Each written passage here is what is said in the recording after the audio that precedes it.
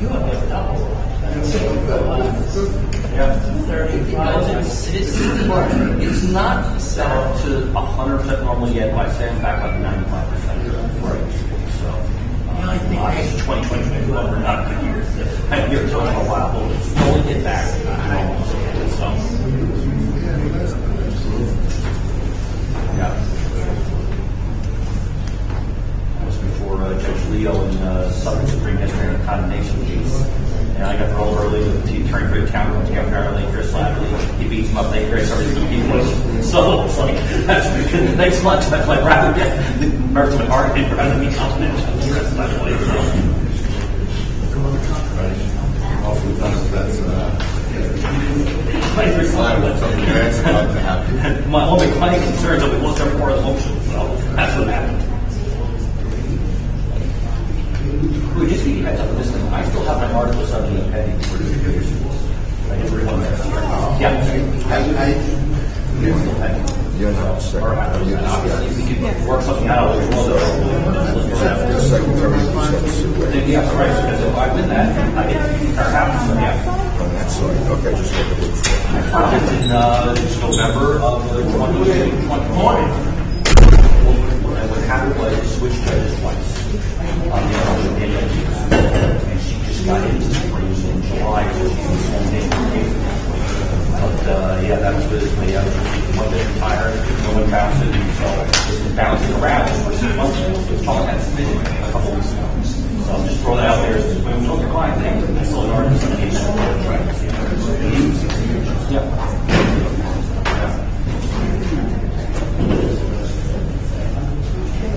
What looks like the basic change of the top Right, because we cut that back.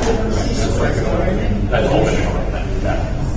Yeah, I mean, ideally, we actually have a building permit as a right, which cuts back part of the second phase. But part of the problem is that's another $100,000 support. Okay?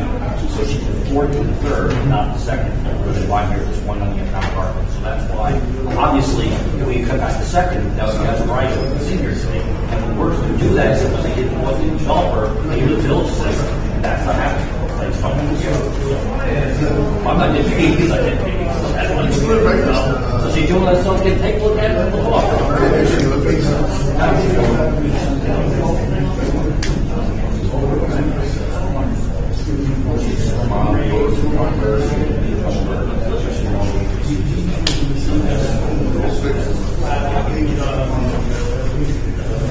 Again, you'll take advice from your advisor, they should have given the verdict.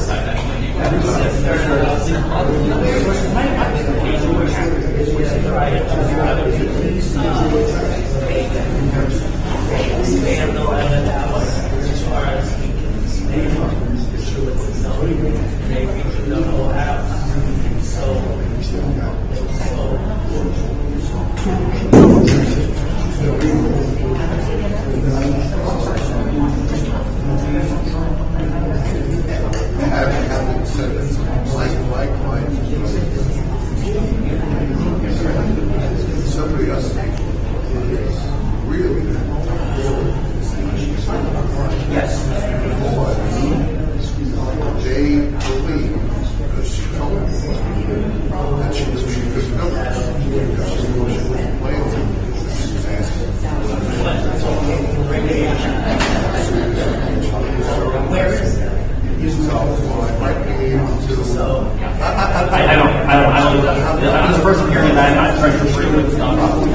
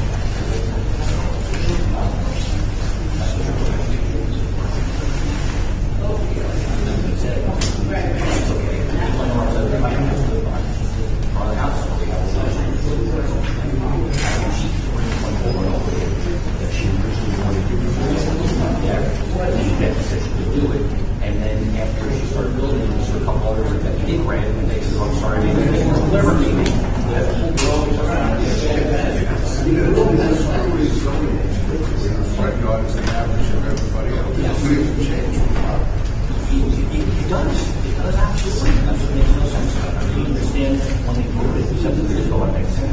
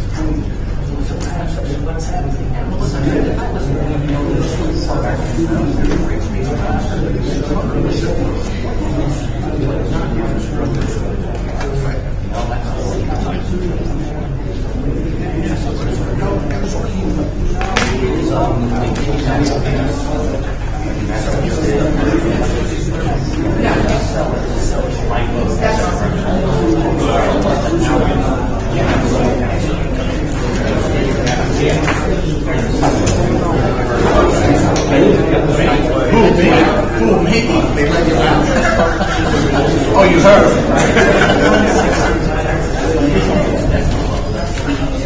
I get no respect. I get no respect. No, I respect you. But if it comes out to you have to.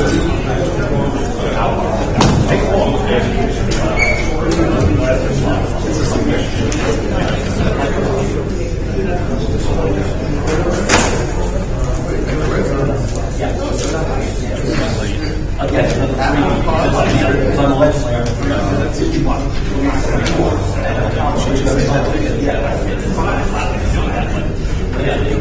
It was not the majority.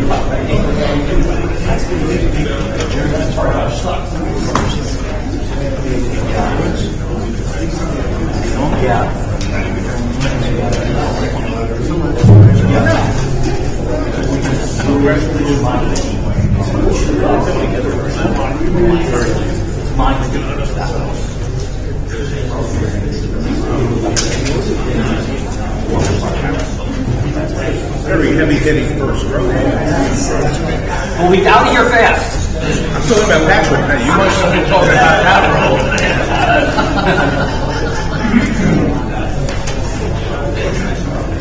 I get no respect.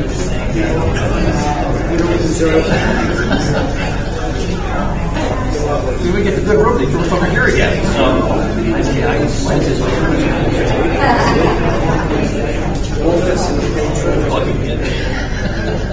This one, when there's actually get a table, most of us in the podiums in front of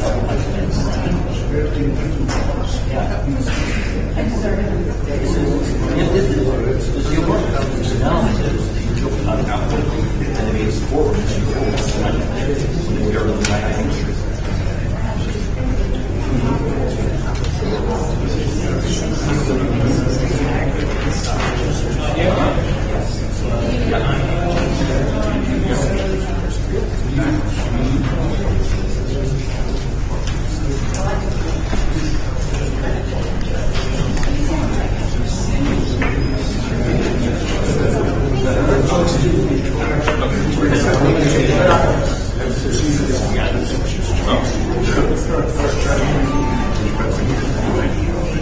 Good morning. This is Board of Appeals Town of Hempstead, November 16, 2022, 9:30 meeting. Will everybody please stand for the pledge?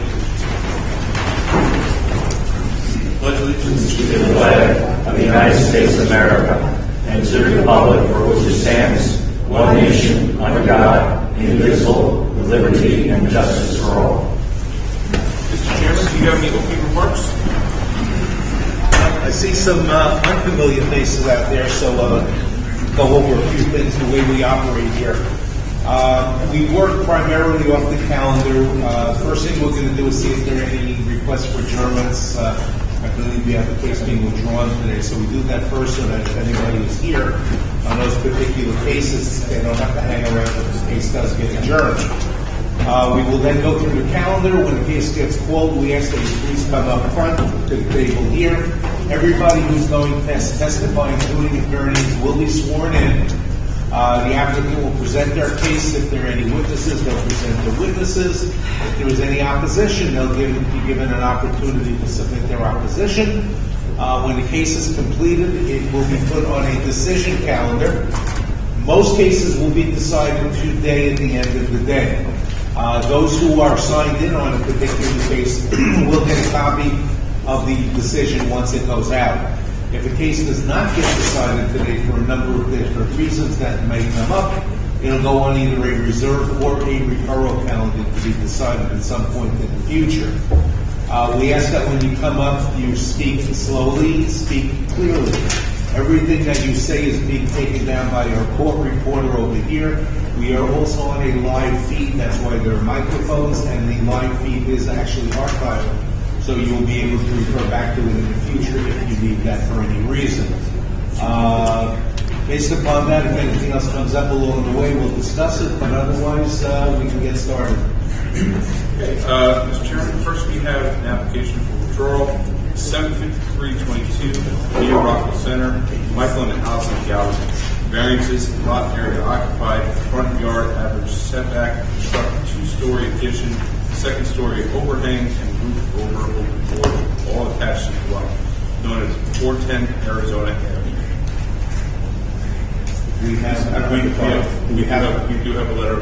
We'll join the case. Okay, so case 753 of 22 in New Rockville Center, 410 Arizona Avenue. That case is withdrawn.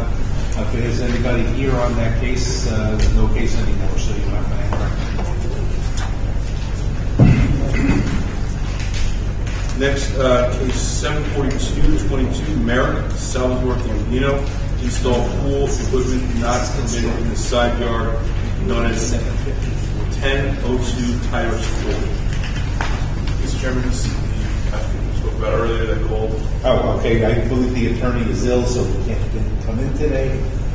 So we will, on our own motion, adjourn case 742 of 22 America to November 30 at 9:30 a.m. Is there anybody here on that case? If not, okay. Those are all the formal requests for adjournment that I have. I know there are 1 or 2 in the audience. All right. Just tell us which cases are. Come on up. Case number 748, 32 Oswego Avenue. My name is Michael Zapp, 67 Maryland, 90 Barrett Avenue, East Maryland, New York. I represent the neighbors. We request an adjournment until December 7th, 2022. Mr. Chairman, Thomas McKenna, Sod Ward, West Poland, 333 Earl Newton Boulevard, Uniondale, New York, 11553. I represent the applicant. I do not object to the request for the adjournment at this point. I actually been speaking. We are hopeful we may come to some sort of settlement in this matter, and hopefully it's successful. We're certainly going to attempt that, Mr. Chairman. Okay, sir, are you on this case also? No, All right, so case, there being no objection, then case 740 of 22 East Atlantic Beach.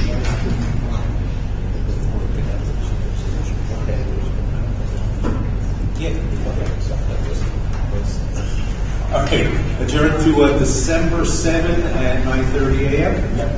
Thank you very much. Yes, sir. Which case? Good morning. It's case number 294/17. Okay, that's on page 3. This is Lido Beach. Case 294-17, Lido Beach, Roma Last Line. 340 Blackheath Road in Lido Beach. Is there anybody else here on that case? Come on up. Okay, who do you represent? My name is Shlomo Aslan. My name is Shlomo Aslan. Oh, so you're the applicant? Correct. Okay, and sir, your name was? Gregory Nahum. Okay, and you are a neighbor? I'm a neighbor. I represent also the citizens. You represent, Also, I'm a neighbor. okay, A certain neighbor. Okay. Who represents also 62 feet across the citizens. are you an officer of the Civic Association? Yes, I am. I'm vice president. All right, do you have anything in writing from them? No, I have a letter from them. Well, okay, but the request is for the German. Yeah, it's correct? yes. Okay. The request is to me so I can have time To do what? to have an attorney, to hire an attorney, because I was away, I had COVID, and I had an attorney in 2020. And I hired an attorney, and it was a Zoom meeting, and we weren't allowed to speak. And now I need the time, I was away, I got back yesterday from overseas. I respectfully ask the request, I can hire an attorney. How much time do you think you need? I'd say 60 days. It's a long time to hire an attorney, but okay. It's a big case. Mr. Aslan? Yeah. You want to have anything to say about the request? Tell us. There's no need for it to Who- be. who are I'm you? sorry, I'm Courtney Aslan, I'm his daughter. Okay. There's no need for it to be adjourned. This is something that was already accepted, and it was miscommunication between the building department and zone of appeal. There's nothing that's been changed since that approval. It's just What do you mean it's already been accepted? the side yard aggregate has already been, like nothing, no plans have changed since. Well, there are a number of variances requested here. As a point of procedure, this case was previously approved back, I believe, in 2015.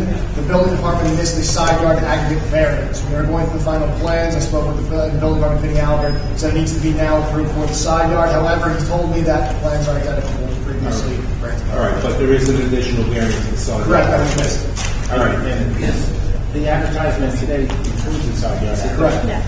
But that was added after the board. After we found out that when it was previously approved, that one variance, which is necessary for the maintained parcel, was never denied by the building department. It was simply denied and sent back down. And the house is completely, it's done. it's all just to maintain. Now it's indoor stuff, but. Okay, good.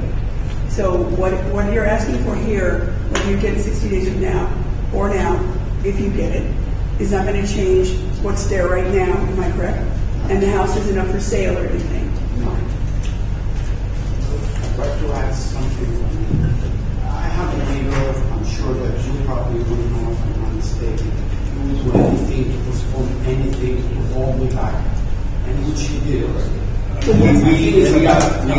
We understand. Hold on, everybody. Grab the microphone, Mr. Aslan. Stop speaking over one another. We can only get you one at a time because we need to record the thing that we say. This is a request for an adjournment. You're done with the work. This is just a matter of finishing everything off and getting your CO. Is that correct? Right. We're not adjourning this for 60 days. This is the same case that's been there before. We'll give you some time because it's the first time this particular case is on. Our policy is always to grant an adjournment, but we're not just going to keep pushing this out over and over again because we are aware of the history of this case. But May I just ask you, when you say holding me up, you're not being held up on your interior alterations by this case, are you? We already have had a stop work order for the past 2 For the interior alterations? Since this, complete stop work order, we are not allowed to do anything. And we were ready to we were ready to keep going, and we were stopped as everything is here ready to go. We haven't worked in 3 months. I must say that again. Hold on. This guy is a convicted person. I gotta say it.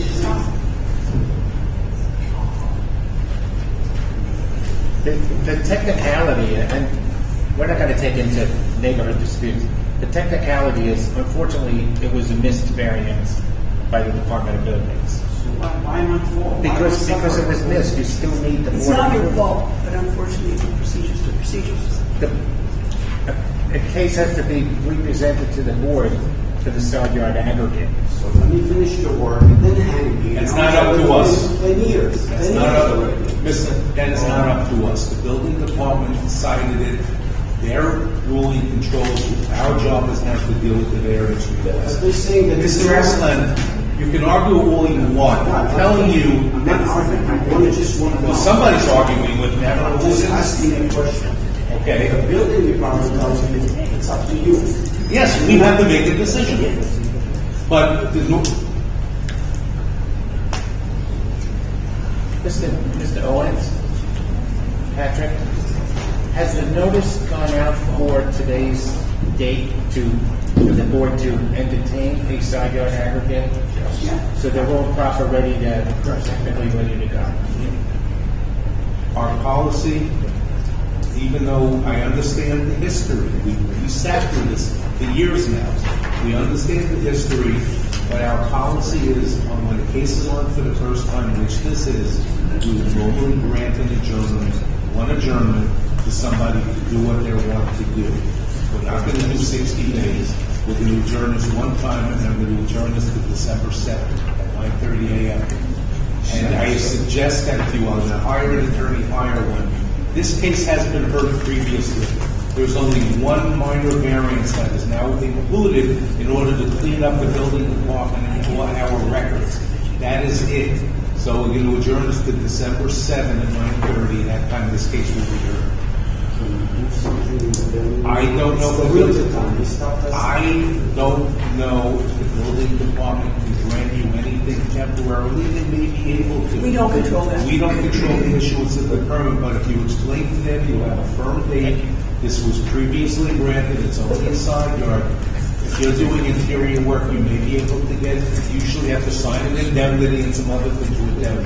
Talk to the building department directly and see what if anything they're able to do. Make sure they know that it was previously granted, like the chairman said. Yes, sir. And what are the extensions of times? The gentleman. We're not discussing extensions of time. That's It's what entirely the case. That's why we need your time. Thank you. All right, December 7th, 9:30 a.m. Thank you Keep very prepared. much. Yes, happy Thanksgiving to everyone. Yep.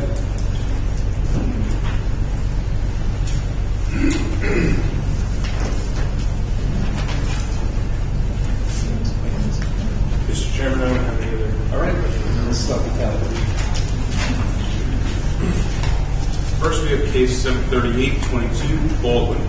Jose Monroe installed a pool with less than the required side yard setback, known as 1031 Field Place. You swear to tell the truth, the whole truth, and nothing but the truth, so help you God? Please take a seat, state your name and address for the record. Lisa Kushida with Permits R Us, 338 Jericho Turnpike, number 396, Syosset, New York, 11791. Good morning, Mr. Chairman and members of the board. I'm here representing Mr. Monroy, who wishes to legalize an in-ground pool. This property is located in the Residence B zone. The in-ground pool has a side yard setback of 2.91 feet, where the required is 4 feet.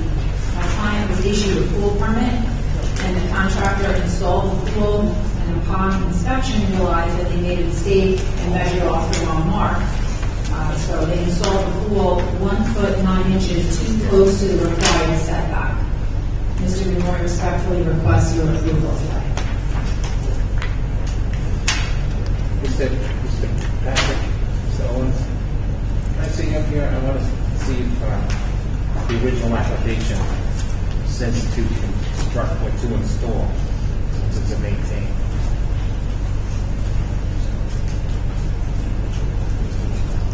It probably originally was installed, but now it was installed, they mistakenly put it in the wrong place.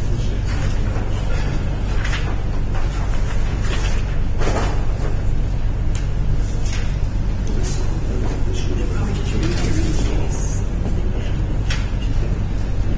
When was the pool actually installed?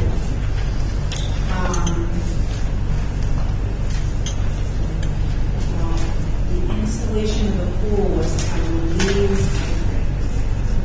Permit was from 2021, so it can't be right, that long. it wasn't that long ago. I'm not sure if it was last year or some point at the beginning of this year. All right, because your application, you have an open permit to install an in-ground pool. Right. But your application now is to install a pool, but unless it's really maintained. Correct, because they put the application in, they were granted the permit, the contractor came in, they installed the pool and unfortunately installed it incorrectly, so when the final inspection came, it was incorrect, so they made the building department and made my client go for a variance. All right, so your application is also to amend the installed to maintain the in-ground pool. Right, only because the work was done. Right, but it was given a new case number, so it should be the same heading, right? Right. Okay. So the application is to amend the caption to the maintained pool, and then it's just the same thing about the less than required side yard. 1.9 inches square foot is required. I don't know if that's Okay. Okay, is there anything, and you also have an old open permit that you have to take care of? Yes. All right. Is there anything else that you would like to add? No, thank you. All right, do you have any other questions from the board? Move that the hearing be closed and matter be placed on the decision calendar. Ms. Cucci, be notified by mail. Thank you. Second. All in favor? Aye. Any opposed, any abstentions? Thank you.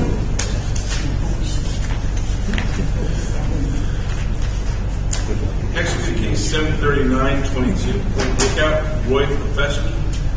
Variances, lot area occupied, side yard, aggregate, rear yard, construct two-story addition, second-story addition, and roof over open porch, all attached to dwelling, known as 11 Inwood Avenue.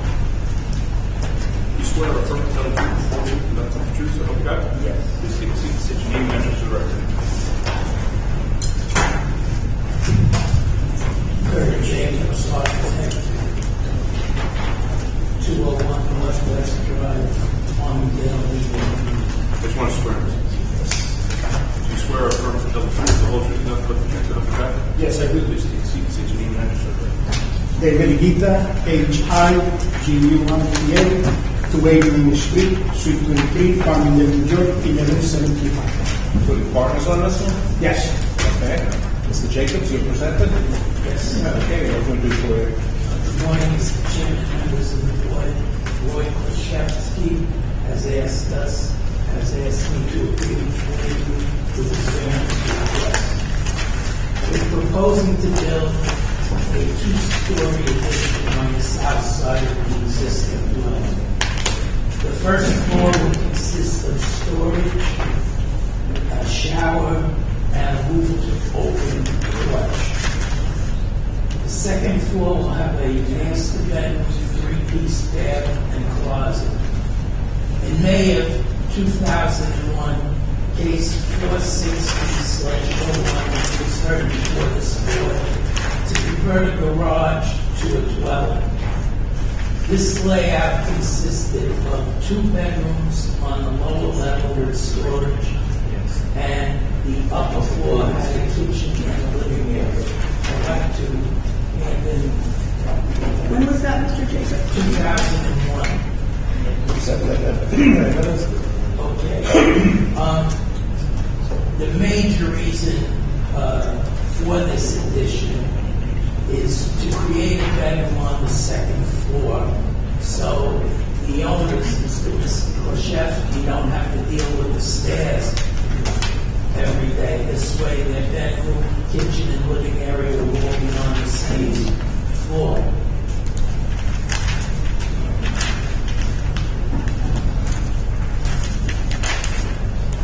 The aggregate side yard required is 17.5 feet because our lot width is over 60 feet. We will be providing a 16.75 foot setback, which is aggregate setback. You're saying which is- negative, right? Yeah, aggregate, which is 9 inches less than the required. The rear yard will be 2.8 feet, which aligns with the current rear yard of the existing dwelling. The rear yard max is supposed to be 25 feet. The proposed lot coverage will be 37.7%, with 27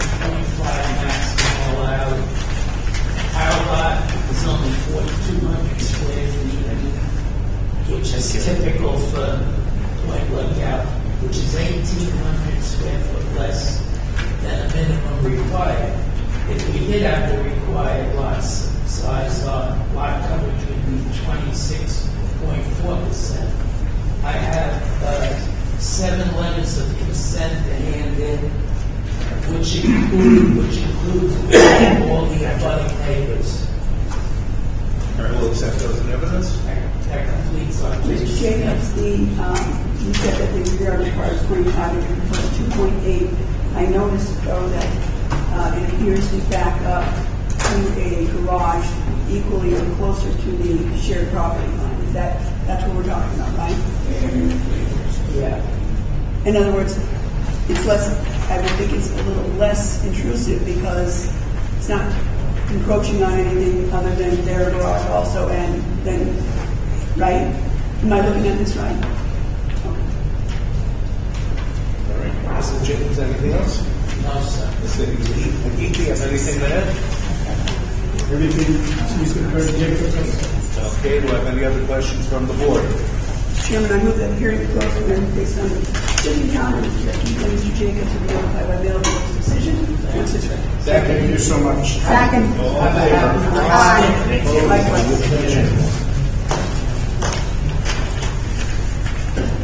Next, we have cases 740 through 74122. Merrick Andy and East Serpentine.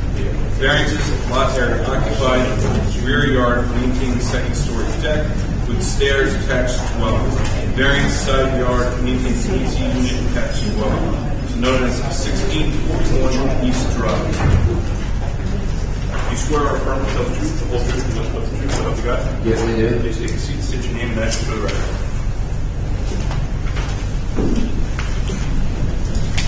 John Chisholm, professional engineer, 707 Route, Armidale.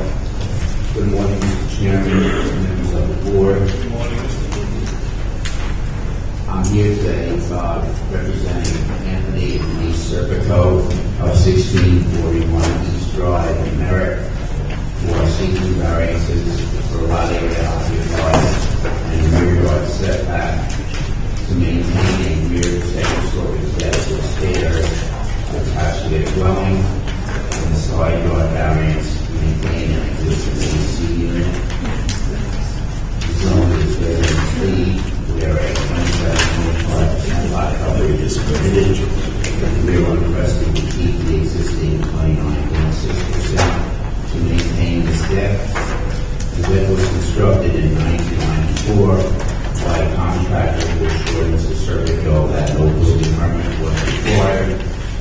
It's located just outside of the kitchen and dining area and is used for outdoor gatherings and family events by the Serpicos. We're also requesting a rear yard setback to the deck of 9.4 feet.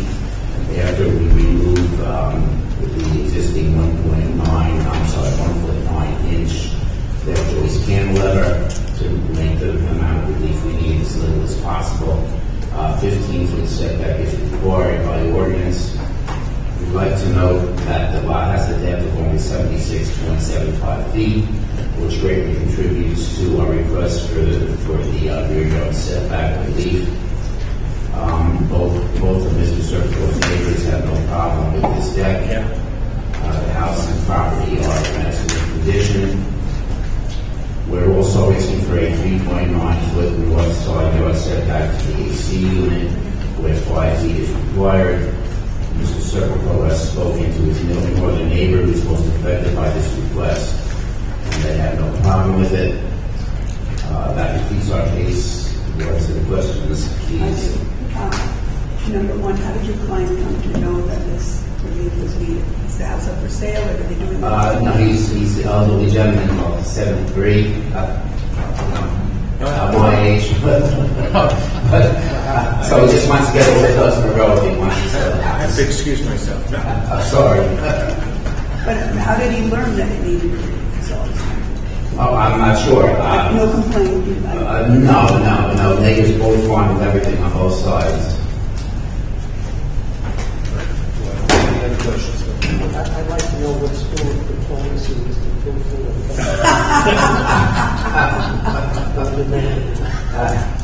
You understand you have a number of board members that are in that range, right? Well,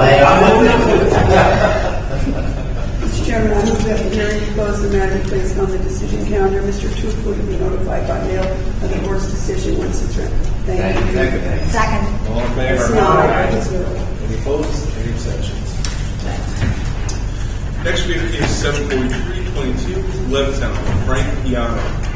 Variances of lot area occupied, front yard average setback, and construct roof over open floor detached dwelling known as 54 Constable Lane. Swear or oath to tell the truth, the full truth, and nothing but the truth, so you got it. State your name and address. Robert Costello, 33 Constable Lane, Levittown, New York, 11756.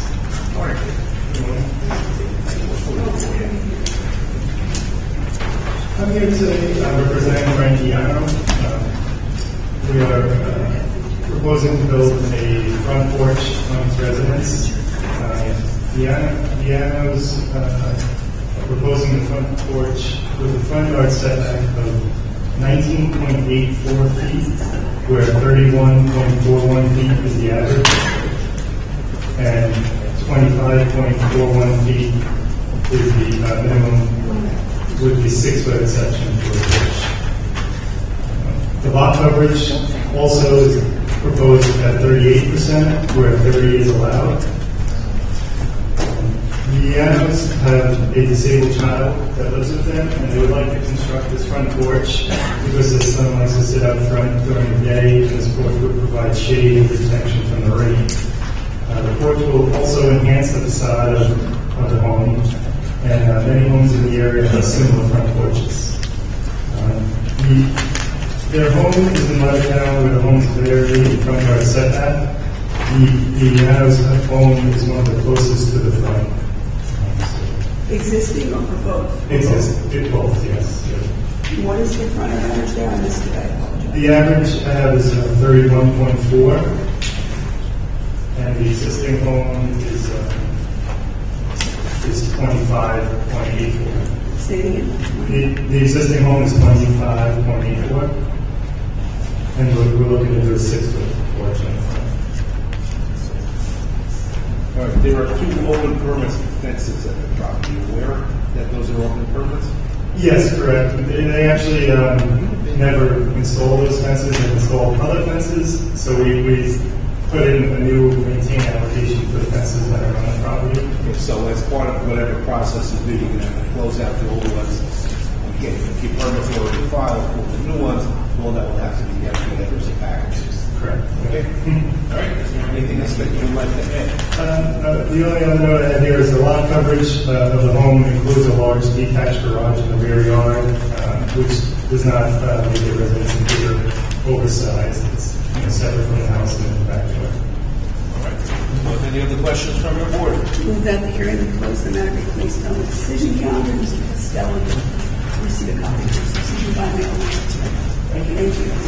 Second. All in favor? Any opposed? Next we have case 74422, Point Lookout, Robert McDonald. Variances, height, lot area occupied, construct 2-car detached garage with roof over patio attached thereto, known as 99 Parkside Drive.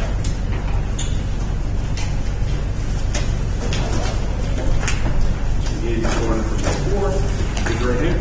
You swear or affirm to tell the truth, the whole truth, and nothing but the truth, so help you God? I do. State your name and address.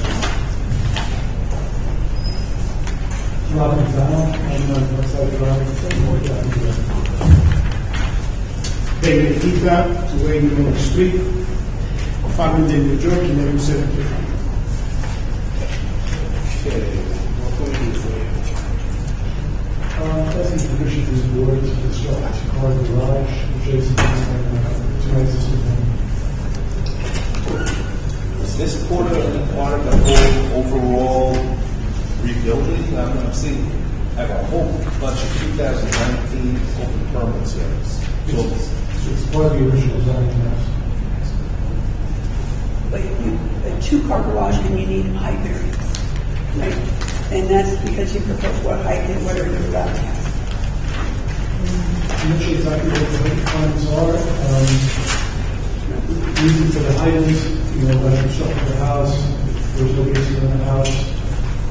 There's no basement in the house, so we have no storage. So I'm just allowed for storage, in the back, and the possibility of this into the large box. Oh, and it looks like the proposed roof over patio is abutting the pool is like some sort of cabana-like. It's just an overhang, it's back patio with a window. You want to put a lift so that someone standing comes again. It's amazing how that's changed our lives, hasn't it? It really has. Yeah.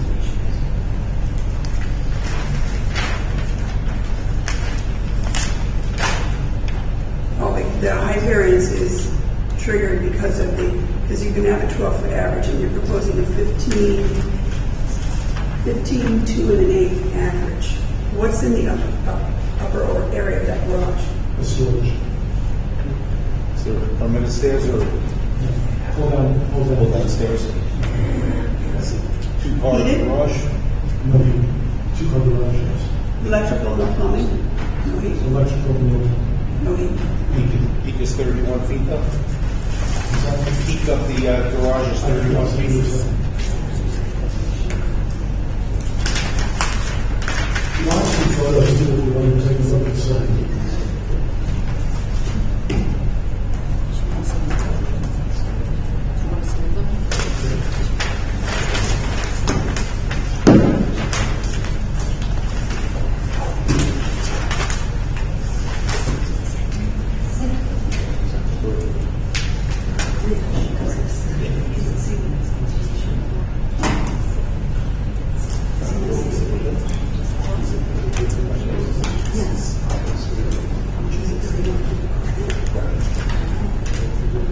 Do you know if the 31 on the ridge, it doesn't say whether it's elevation or from the ground or from the grade? I'm not sure. The elevation should be to the from the ground. Well, it looks like it might. Flat. Yeah, I know, but the plans is not too clear, but Well, if you look at what the measure they're using to show 15 and 2/8 as the average, there looks like they're starting from grade, which is the driveway. yeah. So is the 31 from grade also? That's what I will assume, because the architect is experiencing, the flood zone and everything, and that is the way that it's supposed to be, the bounds from the ground of the road, and then from the base to elevation. But the crown is lower than the grade, so 31 ridge from grade, if we're applying the non-FEMA standard, I think that would exceed what a house is allowed.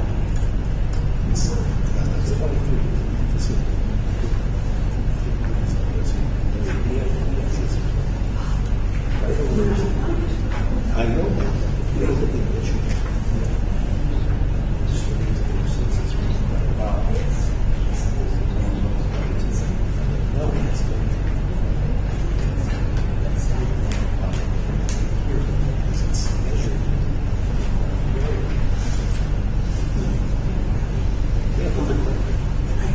Wait, the other elevation, not the one I was looking at, the other elevation has the FEMA stuff. Are you in it? FEMA stuff? No, yes, just some photos of just sets of photos. The photos. I want to show you the actual existing property with the lot next door. And quite honestly, I have an 80 by 100 parcel, and I built the house on 80 by 100, and I'm looking to build a garage, she's having a garage on 40 by 100, which is a larger size lot than most people are building a house in. It's a very unusual lot on the cut. They all, we've been here all the time with these lots, 40 by 80, 40 by 60. This one, he just wants the garage to be put there. And of course, any structure put on the lot will have to be in compliance with FEMA, but it's just a garage, no heat, no Right, but living if space. we're judging the height with the FEMA standard, you would, I don't see why you need a height variance. Because the freeboard's at 14, your BFE is 12, your DFE is 14, and from there, you're probably less than a 12 average. Well, but we are here before the board. And I get it's not living space, but I still think humans don't project height.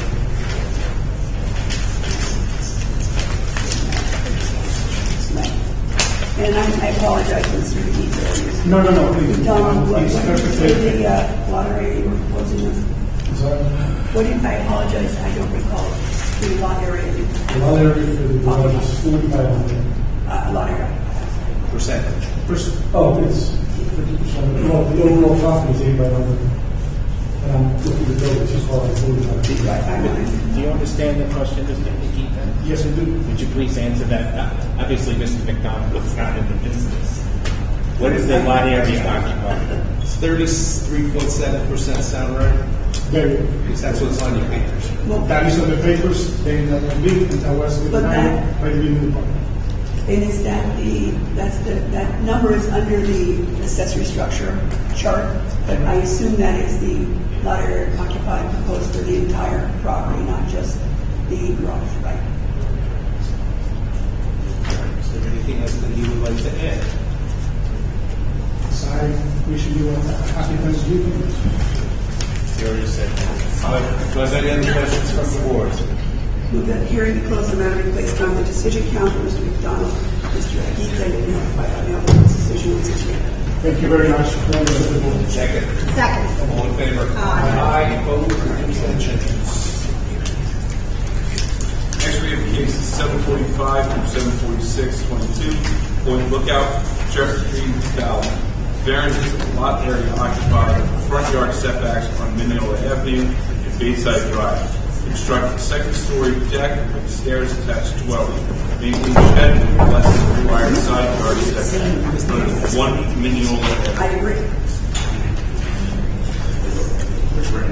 You swear or affirm to tell the truth, the whole truth, and nothing but the truth. You got it? Just take a seat, state your name and address for the record. April Avenue, 8 West Valley Road, Suite 215, Freeport, New York, 11520. Jeffrey Taylor, William Avenue, Homes Avenue, 11569. All right, we'll do it for him. Good morning, Mr. Chairman and members of the board. My name is April Avenue, and I'm here representing the owner and occupant of the subject property, Mr. Jeffrey Taylor, who is here with us this morning.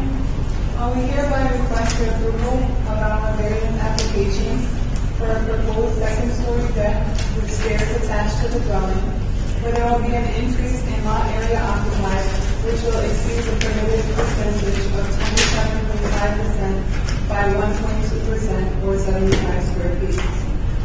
As well, we're also requesting a relief of the front yard setbacks on Mineola Avenue and Bayside Avenue. This is a corner property, which is Take your I shut mine off. I did 20 minutes ago. Yes, so this is a corner property, and they're required to have a 25-foot front yard setback on Wall Street. We propose a front yard setback of 12.95 feet on Bayside Drive and 24.80 feet on Mineola Avenue. We're also seeking permission to maintain a shed in the rear yard having 8 inches less than the required 2-foot side yard setback. The proposed deck is in uniform with the characteristics of the neighborhood.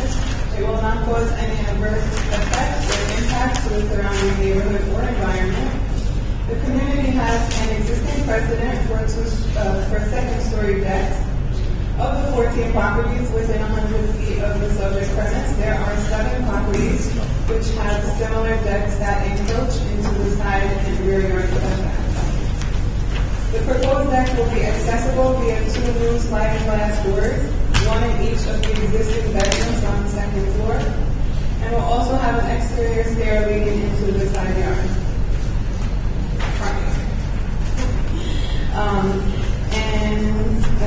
So this will allow the owner to maximize the potential for his right to full enjoyment of his property and also provide some views of the bay since he is across the street from waterfront properties but not on the water, so that would be nice. And Since it's only second story, it does not impede any traffic or anything along that line? No, even the neighborhood watch came and told her she was waiting for him to put a deck there. She said, everyone else, you're late to the show here. Peer pressure. Exactly. And that's your case. That's it, yes. Got any questions?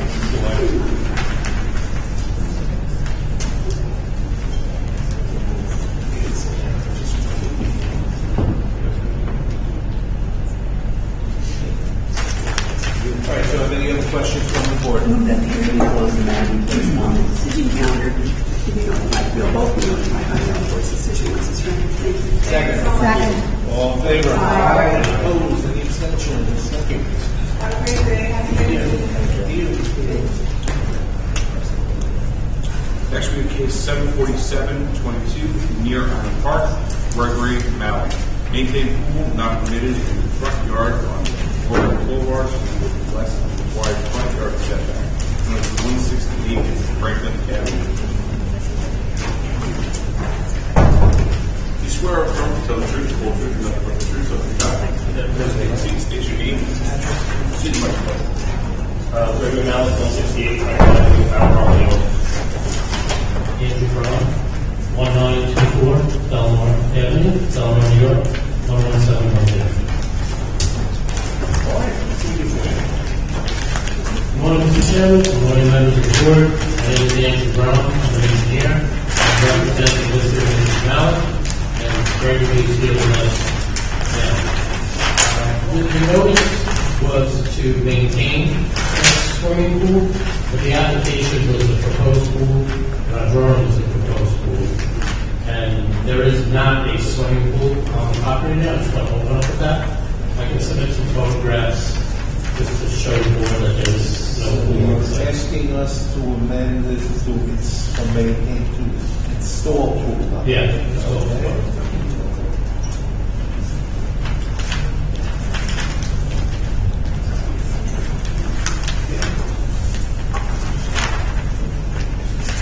So the family recently purchased a home about 8 months ago. They did apply for an interior renovation permit and a safety permit that they're currently working on now. They live there with their 2 children, 5 years old and 7 years old, and they come from the village of Island Park where they moved to Hempstead Island Park, where they used to have a 15 by 30 pool, and now we're seeking to have a 14 by 28 pool installed on the corner property. If you look at the site plan, there really is no other location on the property to install a pool. And if the 10-foot required setback would make the pool very narrow, so we're proposing a 6'3" to the property line where 10 foot is required. Other than that, the pool meets and exceeds all New York State and Town of Hempstead codes and standards for a pool. Throughout the process, the Mallets went around to all of the neighbors and used the radius map as a guide, and I'd like to submit letters of support. Accept those estimates. And I just want to note for the record That will fit in our file. Okay. There was one resident, McCarthy, on the radius map, which was basically straight across the street that they spoke to, but just did not have an opportunity to get a letter from, but they also have no objections to the application. Other than that, just to note that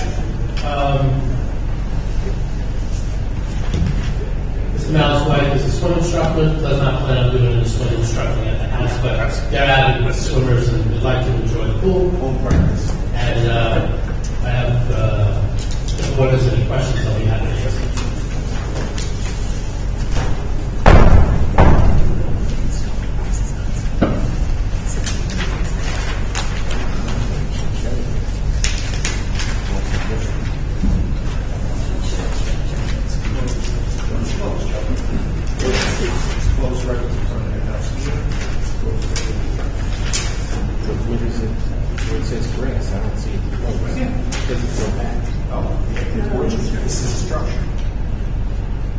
The question that we have is that it doesn't show on the pool side that the fence is enclosed. Where it shows open porch, is that a raised open porch? No, there's a fence that comes back into the house. Oh, okay, it doesn't show it on the site. That goes out and then comes back in. Right, on your site plan where the word grass appears, right by the swimming pool, if you notice, the fence does not extend back towards the house. He has a photo of showing the fence. What we need you to do is to supply an amended site plan showing the fence complete, making the complete enclosure, because that's what, Since he's the architect that directed this, I believe if you just put it on the plan and then initial and date it. Save some time.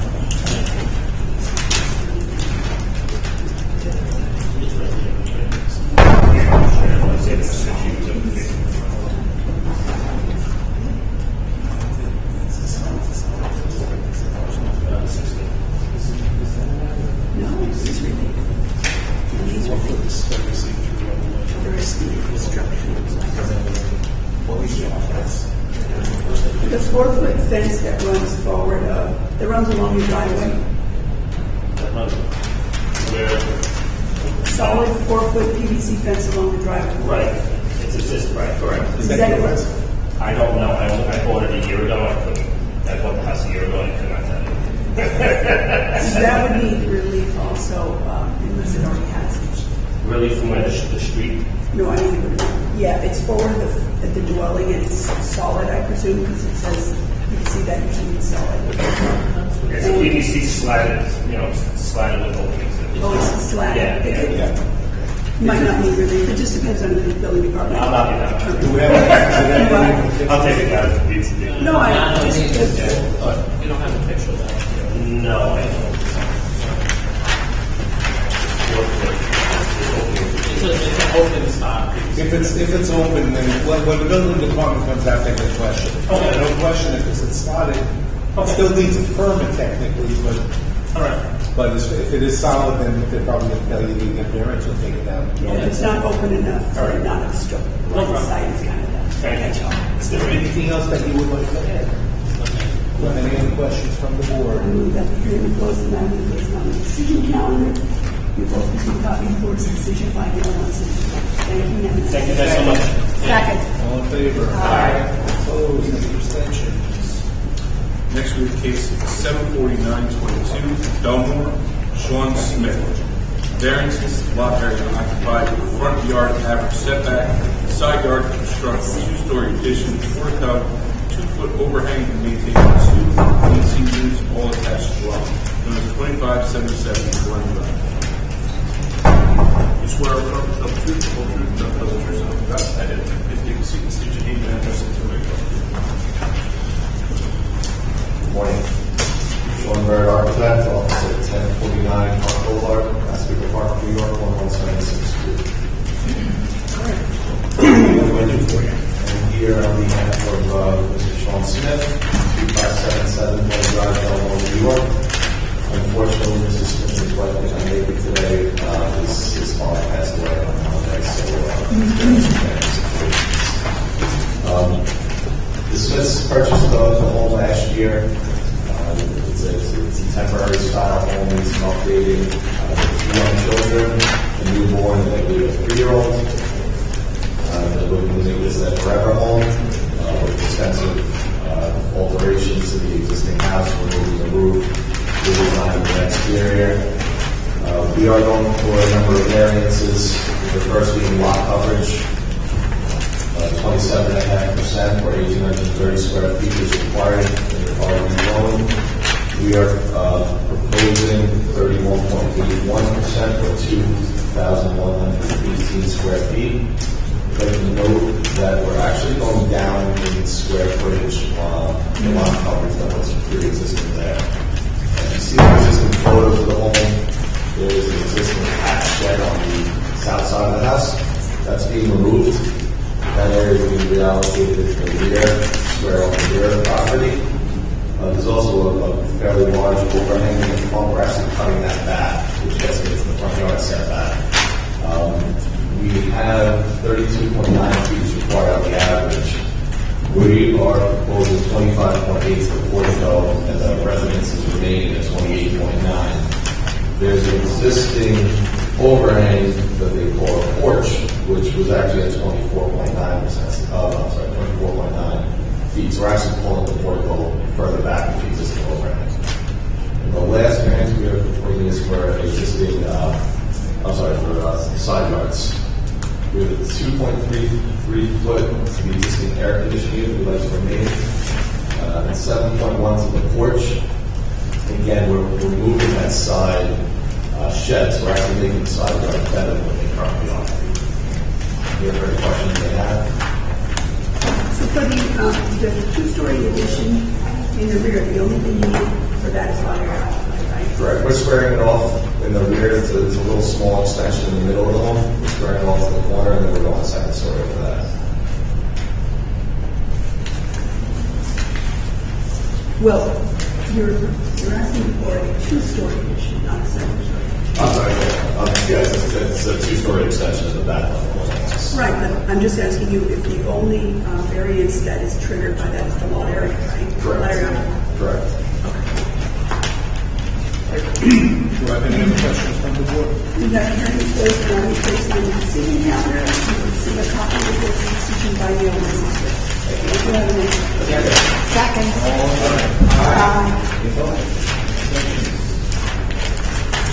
Next we have cases 750.2, 751.22, East Meadow. Rosalie Garofalo, Executrix of the State of Catherine Garofalo. Variance lot area occupied and maintained deck attached dwelling. Variance front yard setback on Falls Avenue. Maintained AC unit attached dwelling. Known as 444 Argyle Road. You swear affirm to tell the truth, the whole truth, and nothing but the truth, so help you God. Please take a seat, state your name and address for the record, and to the microphone. Edward Rundle, 531 Minor Rockville, Connecticut, appearing for the Executrix, Rosalie Garofalo, for the estate of Catherine Garofalo. Good morning, Mr. Chairman, members of the board.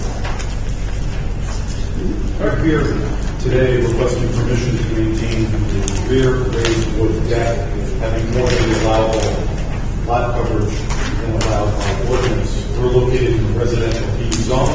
We would be allowed to maintain a maximum of 30% lot coverage. We propose to maintain 32.05% lot coverage for an overage of approximately 142 square feet. I submitted photographs of the existing deck to the board. The deck is located approximately 23 inches above grade. It is a corner lot. It poses no privacy issues to the neighbor. The abutting neighbor's garage is located at the closest point to that deck. The property is maintained in impeccable condition. The second part of our case is to maintain an existing AC unit located in the front yard along Baltimore Avenue. The AC unit is 19.5 feet from the front yard of the dwelling. The average front yard setback along Balsam is 25.1 feet.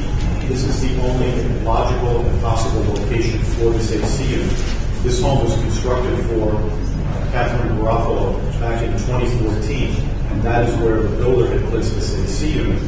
For some reason, this was an oversight, and no permit was obtained for the AC unit, but it has been there since the home was constructed.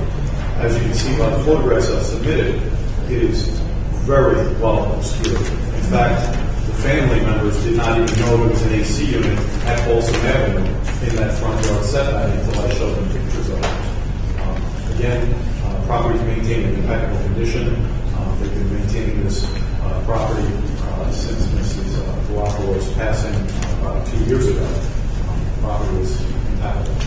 That is all this is. Any other questions from the board? Move that the hearing is also now based on the decision calendar. Mr. Lyons will be notified of the decision by mail once it's done. Second. All in favor? Mr. Lyons. Getting any snow here yet? Further up? We had 3 inches of snow last night. My newborn goats were very excited. Newborn goats? We have Nigerian pig goats. Bring a picture next time. How would it happen? Normally be parked. Yep. And the big goes there. We're biting the snow. How big are they right now, the little? About 2 foot long. Oh, how cute.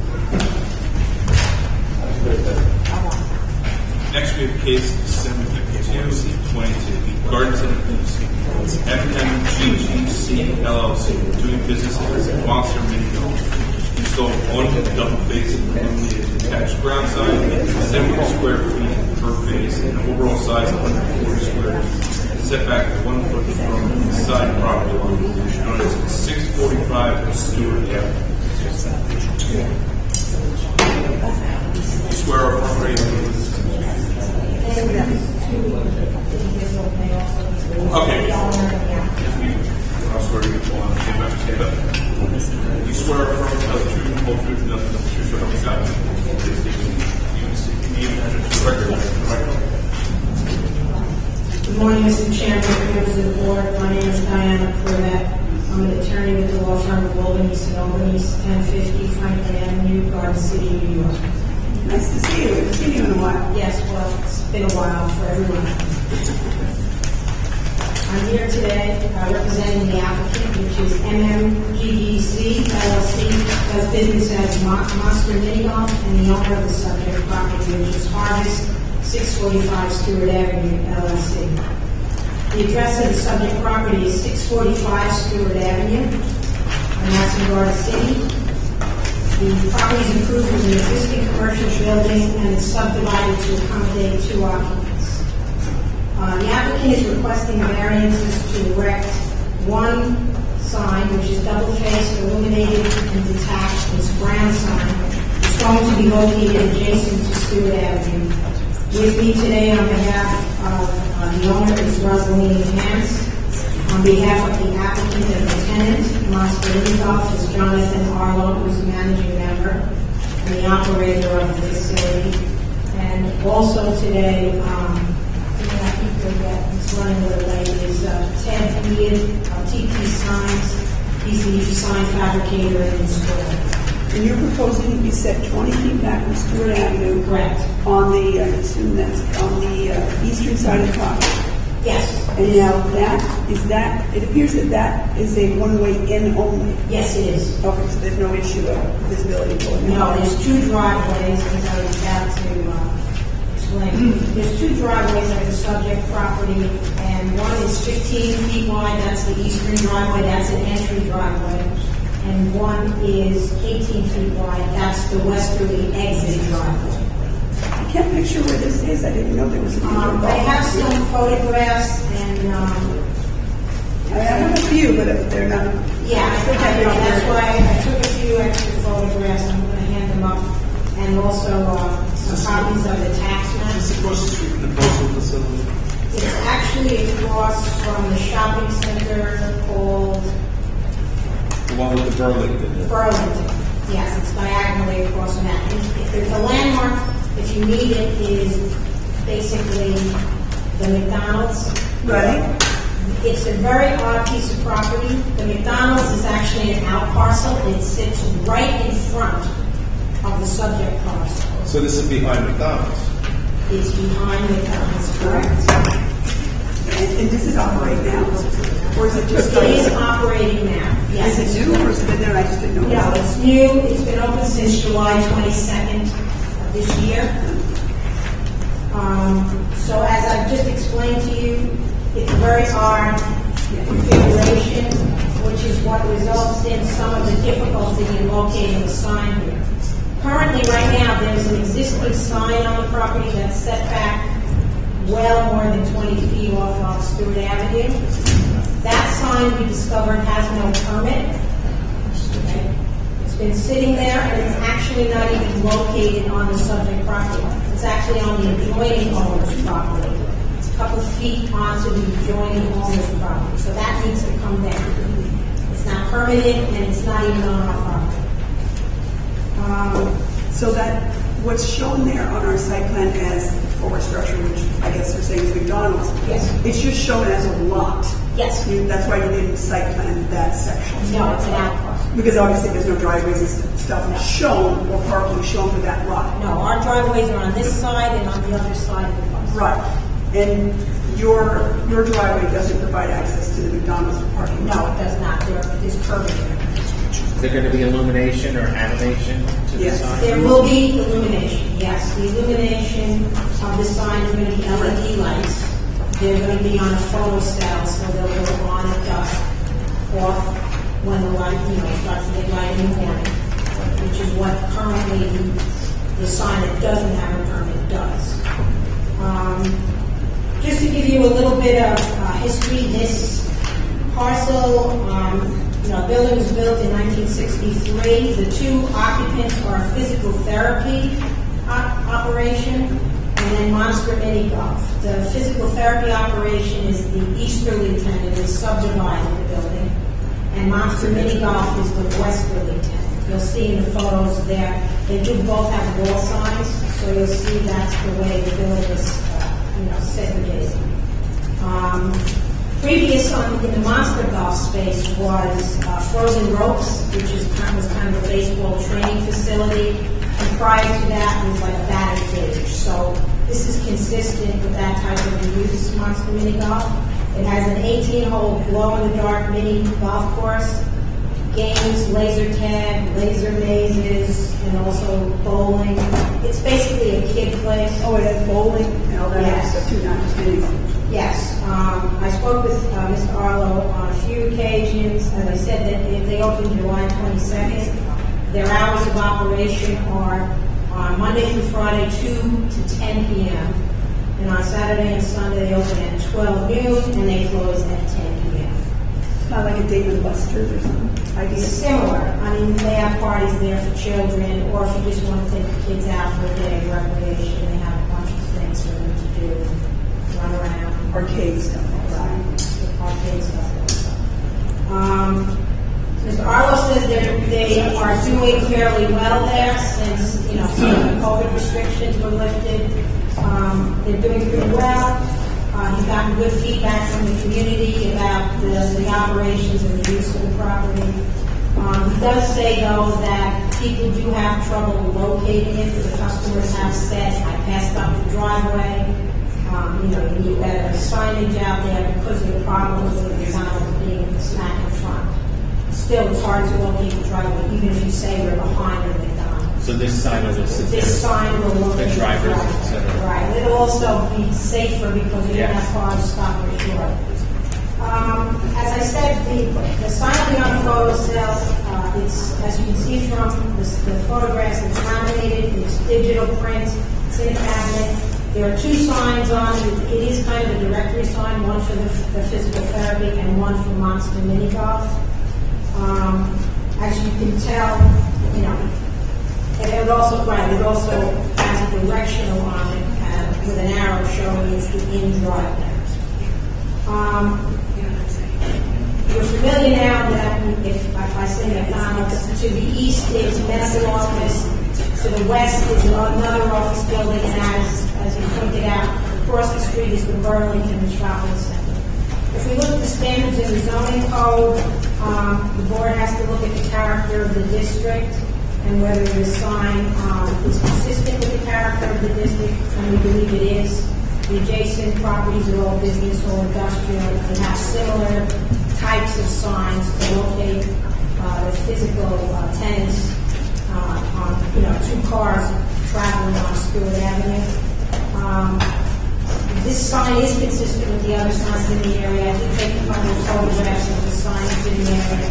In fact, the McDonald's sign next door is fairly large, and obviously the Burlington sign and the office building sign is even larger because they have more tenants that they have to display on the directory. Whether the location of the sign will interfere with necessary light, air, or fair property or aesthetic values, we don't believe that does this. It's basically a faithfully done sign to be large enough just to locate the driveway and the building behind the McDonald's. We don't believe there's going to be any undesirable change in the character of the neighborhood or detriment to nearby properties. Again, as I've said, it's consistent, and the sign is large enough, basically, and high enough just so it can be seen cars traveling on Stewart Avenue. It's a little bit difficult to read, but I'm sorry? it's almost a little, because the idea is so people know where it is, and there's a safety element to that too, because then they can turn in time. But this is unfortunately the corporate logo. Yeah, no, I understand. Yeah, we, No. Whether the benefits sought by the applicant can be achieved by another feasible method. As you can see, it's a very difficult layout and configuration. It's unique. We really only have the two driveways to work with to place a sign, and this was the logical location to locate the entry driveway. As far as setback, as you can see, if we tried to move the sign 20 feet from the easterly property line, we'd be on the McDonald's property. If we made it something less than 20 feet, we'd be in the middle of the driveway. So this is really the only location where we can locate it, and we understand that it's a small setback, it's only 1 foot, but we just don't have the frontage to place the sign on Stewart Avenue. We don't believe the variances are substantial because you do need to look at all of the circumstances and use a common sense appraisal of those circumstances and facts. Whether the sign will have an adverse impact on physical or environmental conditions, really the only impact physically or environmentally would be the visual effect. We don't believe that the sign has any negative visual effect. Whether the alleged difficulty is self-created, we don't believe it's self-created. We believe it arises out of the configuration of the property. If you weigh the benefit to the applicant against the detriment to the community, health and safety and welfare, we don't believe there is any detriment. And certainly, the benefit to the applicant is that you can locate the driveway and the actual subject building. So we believe that the benefit weighs in favor of the applicant. Unless the board has some questions, I would respectfully request that the variances be granted. Any other questions from the board? Move that hearing and close the matter. Placed on the decision calendar. You'll both receive a copy of the board's decision by mail once it's ready. Thank you. Thank you very much. Nice to see you all. Nice to see you too. Thanks very much.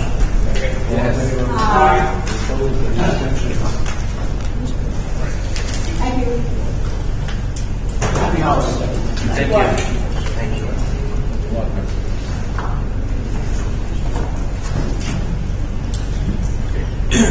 Next, we have case 75422, Merrick DC Homes LLC. Variances, subdivision of lot front width from an on-street line, the front setback line, construct dwelling, garage, demolish existing dwelling, garage and deck, lot used. South side of Potter Avenue, 275 feet west of Clark Street, as well as case 75522, Merrick DC Homes LLC. Variances, subdivision of lot, front width from an on-street line to front setback line, construct dwelling, garage, lot A, south side of Potter Avenue, 325 feet west of Clark Street. You swear or affirm to tell the truth, the whole truth, and nothing but the truth, so help you God? Yes. Please state your name and address for the record and into the record. Good morning, Mr. Chairman, members of the board, here for the applicant, Howard Aberdeen, 2116 Merrick Avenue in Merrick. It's Barry Nelson, 220 Pettit Avenue, Belmore, New York, 11710. Good morning. The representative of the applicant is also here, Vincent Sortilli. He's sitting out there. So if you want to be this morning, so if there's any questioning, he's available. This is the application of VC Homes LLC for variances required in order to subdivide the property under the application into two parcels and to construct a new single-family dwelling on each. The premises under application is located on the southern side of Potter Avenue, 275 feet west of Clark Street, Merrick. The property has a street address of 145 Potter Avenue, North Merrick, and is also known as Section 56, Lot 38, Lots 763 through 766 on the Nassau County Land Use Tax Map. The property has dimensions of 100 feet in width by 125 feet in depth, and a total lot area of 12,500 square feet. It is developed with a single-family dwelling. The applicant is under contract to purchase the property from a family trust. By this application, the applicant seeks width of lot variances required in order to subdivide the premises into two parcels, each with dimensions of 50 feet in width by 125 feet in depth. Each parcel will have a lot area of 6,250 square feet.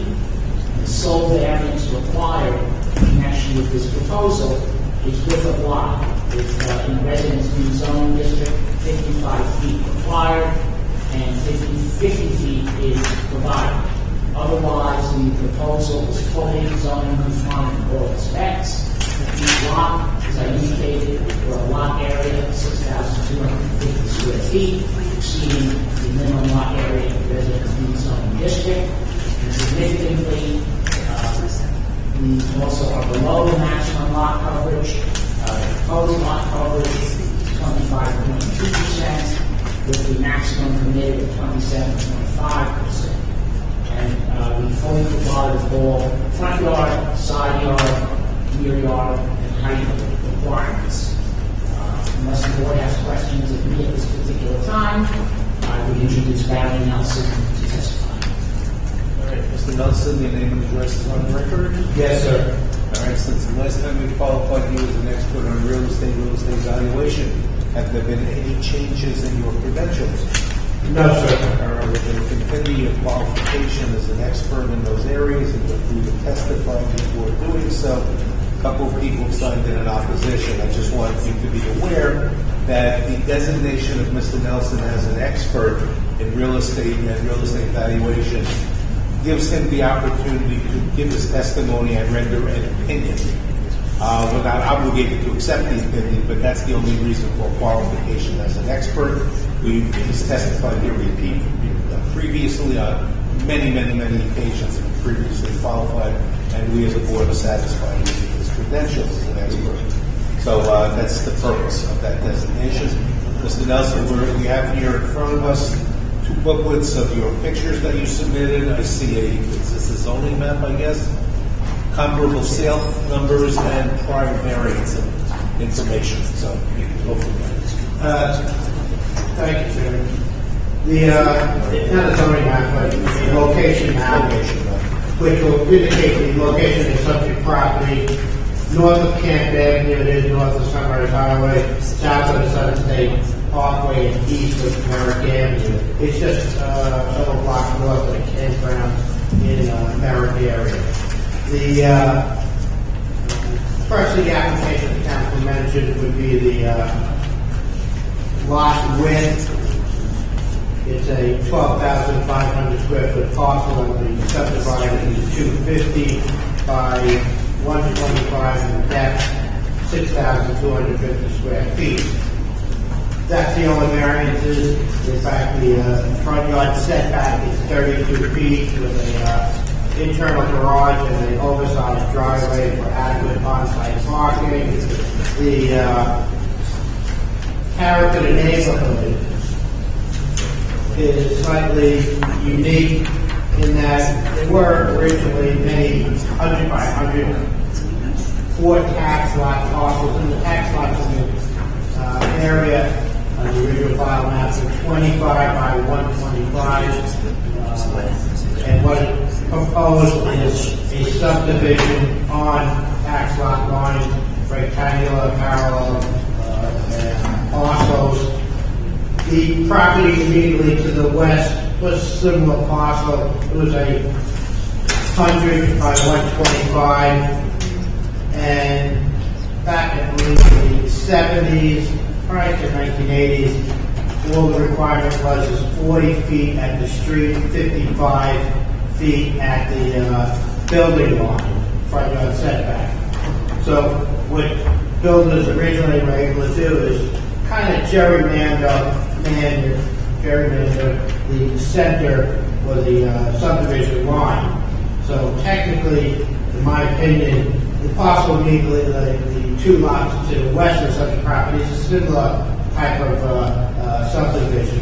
And you'll find that in this median area on the south side of Cameron Avenue, where it's identified as tax lot 941, and just outside the radius, which would be 942 in block 32. You'll also find that on the south side of Decker Avenue, and believe it or not, the corner parcel in the subject block, northeast corner of Decker Avenue and Little Wellneck Road.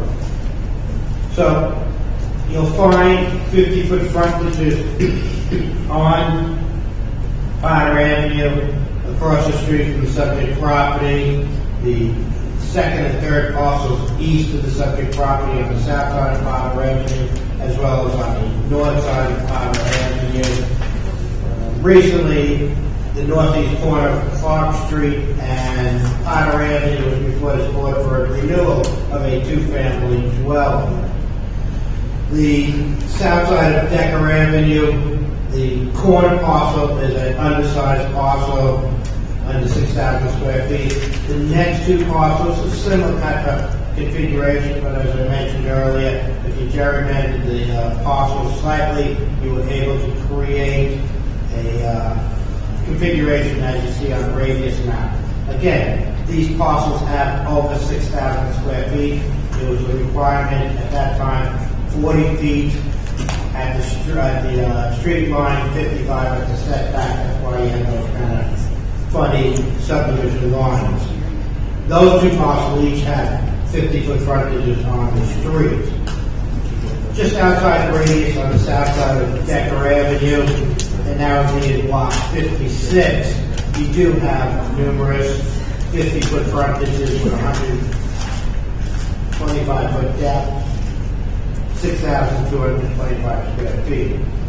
So, 6,250 square feet. I handed in comparable sales of new colonials, young colonials in the area for comparable sales. I did hand in cards of other subdivisions in this immediate area, and the first two cards would be identified as case 134 and 135, February 7, 2018.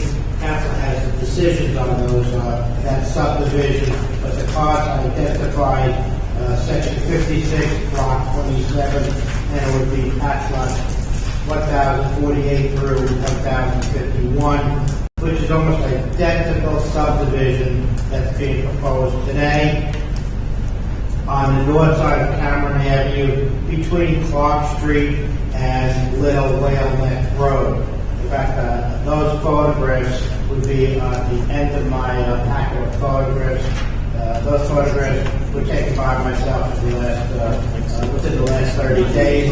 In my opinion, they accurately represent the subject property in the surrounding area and includes those colonial homes that were developed on the north side of Cameron Avenue. The comparable sales that I submitted will include those sales, and new colonials in the area are selling anywhere from $950,000 to approximately $1,150,000. It's my opinion that the requested area variance, which they are minimum, 91% being compliant to the 55-foot required width, is not going to alter or change the essential character of the neighborhood, and it's not going to depreciate property values. The benefit to the applicant here is monetary. I've demonstrated that you have numerous 50-foot frontages in the on the subject street, as well as on Cameron Avenue, on Decker Avenue. You also have slightly smaller parcels about frontages, but 6,250 square feet. The applicant is under contract to purchase the property. The benefit is the monetary. The home, as it is approximately $590,000 to $600,000. The building lot in the area, as proposed, 50 by 125, 6,250 square feet, is worth approximately $375,000 each. One building lot would be $450,000, so it's beneficial to get two building lots. New home to construct is approximately $575,000. So the benefit to the applicant, and these homes would sell for approximately $1,150,000, as demonstrated by the property that I submitted. The gross profit to the applicant as proposed is approximately $125,000 to $130,000 each, for an aggregate gross profit of $260,000. In my opinion, weighed against any detriment to the surrounding community. New homes have been constructed on 50 by 125, 50 by 100, without any detriment or depreciation of property value. Minimum side yards are in compliance. All municipal facilities are available, including fire hydrants, concrete sidewalks and curbs, public right-of-ways. Mr. Nelson, I have a couple of questions for you. Absolutely. The most recent variance that you submitted to us, I think it was 2018 on the north side of Cameron Avenue. Yes, sir. That's about 400 some odd feet away from the property. No, I'm looking at 200 foot radius, so yeah. That's the Yes. other side of Cameron. Yes, sir. 350, 400 feet away. Yes, sir. And you're saying that has precedential value for the granting of this variance on the street? It's a similar development, it had a similar makeup of the character of the neighborhood. Yes, sir. So if this were to be granted, would it not be precedential for the property immediately next door to the west? And then the property on Decker, that's also 100 by 125, listed under the facility. In your opinion, would those also be subdividable? It would have to be beneficial to the seller and to the developer. Current market values on those homes may be a little substantial higher, but as values continue to appreciate, they may lend itself to a subdivision similar to this. Yes, sir. Mr. Everett? Yes, just also to buttress Mr. Nelson's testimony, I'd like to submit for the record. I believe Mr. Nelson had the card from the computer, but I have copies of the decisions in case number 134, 135, 28. The record. Was that not in the package that you were submitting? I don't believe Those are the It's the actual notice of decision. Okay. Decision. So we'll accept those evidence. Yeah, it's not an additional precedent, it's just the same. And I think also to buttress what Mr. Nelson said, that the character of this area, and if you want to define the area as 200 feet, we did go through all of the other parcels, the ones that we refer to as gerrymandered, very, very similar to this. And I would respectfully submit that our proposal is a better proposal because it has straight lot lines rather than the jagged ones. That, I guess, is a matter of... Gerrymandering was ruled out many years ago under Mr. Peterson as supervisor, and it was prohibited anymore. Well, I understand that, but what I'm saying is they're here and they represent the character of this area being of the lesser width than the code requires, along with the exceeding the lot area. So, and I think it's also important to look at in this proposal is this applicant is not at all seeking to overbuild on the property. They have, as far as lot coverage, 25.2% rather than the 27.5%. We had an oversized rear yard, 46-foot rear yard. We had a 32-foot front yard and full compliance with the side yard. So it's not a situation where we're planning in or shoehorning in as sometimes you might see. These are reasonably sized homes with ample on-site parking. We have one car interior garage, and we have the double width driveway. And what's the depth of it? Because that seems to be one of the biggest concerns is the parking. So that one of the biggest concerns I seem to be reading here in the email, or there's no more room to put cars on this street, we can't take what we have. I know you have the one car interior garage. It looks like your driveway is about 32 deep, just judging by the number that is. So one car garage, and I can't see the width of the driveway. It's not, it's not really, I'm not clear on what the width of the driveway is. It looks to be about 20 feet. 21 feet. You can 4 cars. Yeah, 4 4 cars in there, plus the 1 car into your garage. I think So that's about that's ample driveway space for each home. And it was designed specifically that way to ensure that there was not going to be spillover from the property onto the street or be a problem for anything else. And you have some storage space in the basement, which sometimes frees up the garage. Yes, that's true. And again, as you know, the board's very sensitive to, there's no external entrance to the basement. Correct. Just an egress window, there's storage in the basement. The house has all the amenities, as I said a moment ago, all of the amenities that 21st century home buyers want without overbuilding. Sorry, did you review the emails that we I did not know that I'm going to give those to you so you can take a look at them, and I'll give you a chance to respond to them after we listen to a number of people signed in opposition. So I want to give them the opportunity. So, Thank you. we have 2 people. Sorry. So then let's send them over to Mike. We have 2 people that signed in opposition. In my case, mother, daughter. Is there anybody? Okay, well, I'm looking for Carol Zafrani. And Jasmine Navola. They're not here. Did you have an opportunity to speak to anybody previous? I did not. I saw that they signed in. Yeah, 2 people signed in opposition, but they are not here, so obviously we cannot deal with this. All right, so I'll give you a chance to review those and make your comments about that opposition. Basically, the trees. Yeah.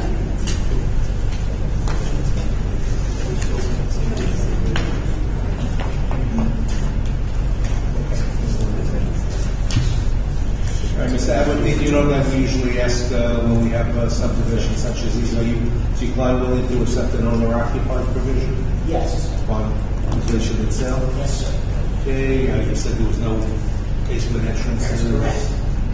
The garage shall remain as a garage, not to be converted to living space. Yes.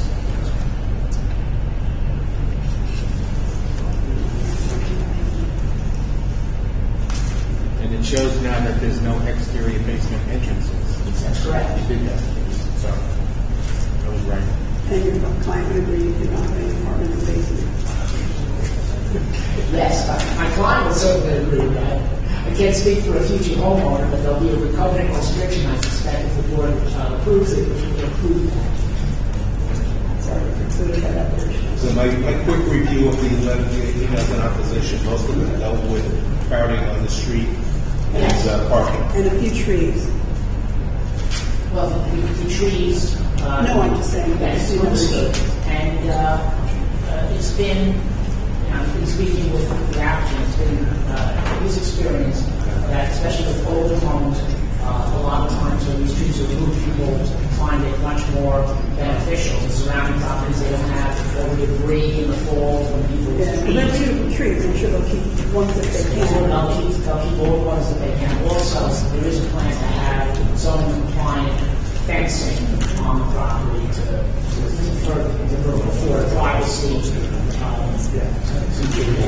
What about having the 6-foot side yard common for the 2 new homes as opposed to having 9 and 6 and 9 and 6? We can do that. Well, as long as is it acceptable to have an AC units on the 9-foot side yard, even though that's the name? We'll be happy to do it. I mean, it's just really just if they have the AC units have to go somewhere, and they wouldn't be able to go on the 6-foot side. Well, one of them is already in a position to give the greater side yard to the Correct. neighbor. We're talking about the rest of it. The rest of the property. No, they usually want to know your pictures.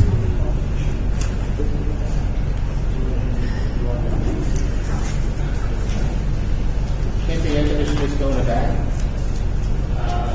Kind of depends on how they work.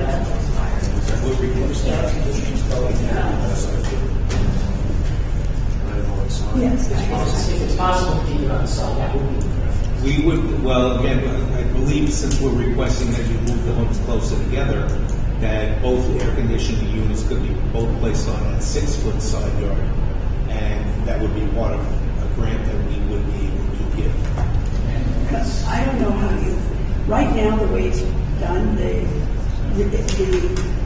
air conditioning units are on the same side of each house. So I don't know if there's an issue about moving them in terms of the way the wiring structure is set up, but. Yeah, we can move them. Okay. All right. So we'll be talking about 6 and 6 on the interior. Interior. With the AC units both also. Correct. Mr. Bobo? On the interior or on the I got it all, yeah, no problem.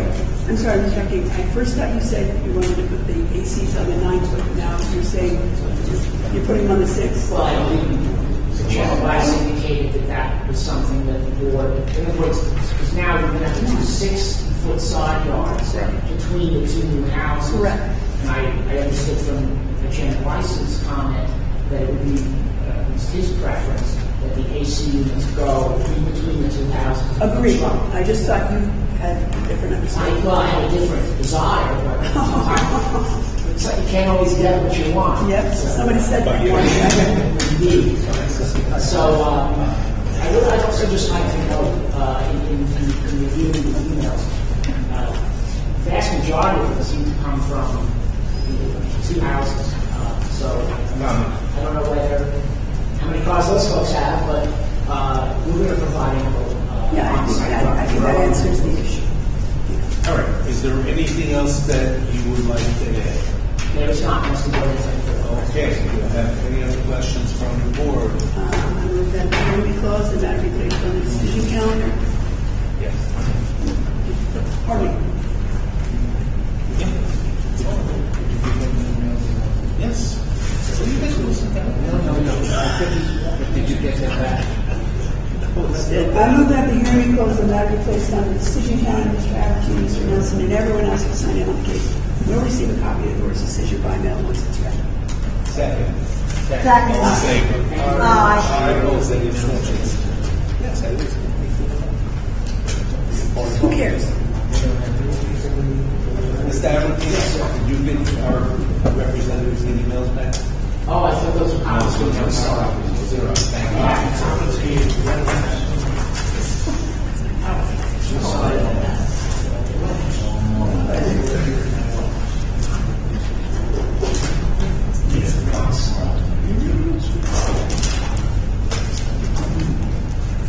All right, thank you. Thank you very much. Have a nice day. Thank you, Mr. Nelson.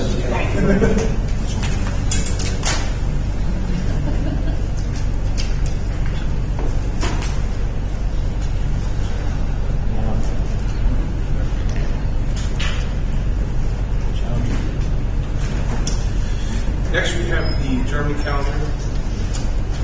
In case 62322, Merrick Wahala and Nahas Pasha Chowdhury. Mother-daughter residence, second kitchen, also known as 84 Commonwealth.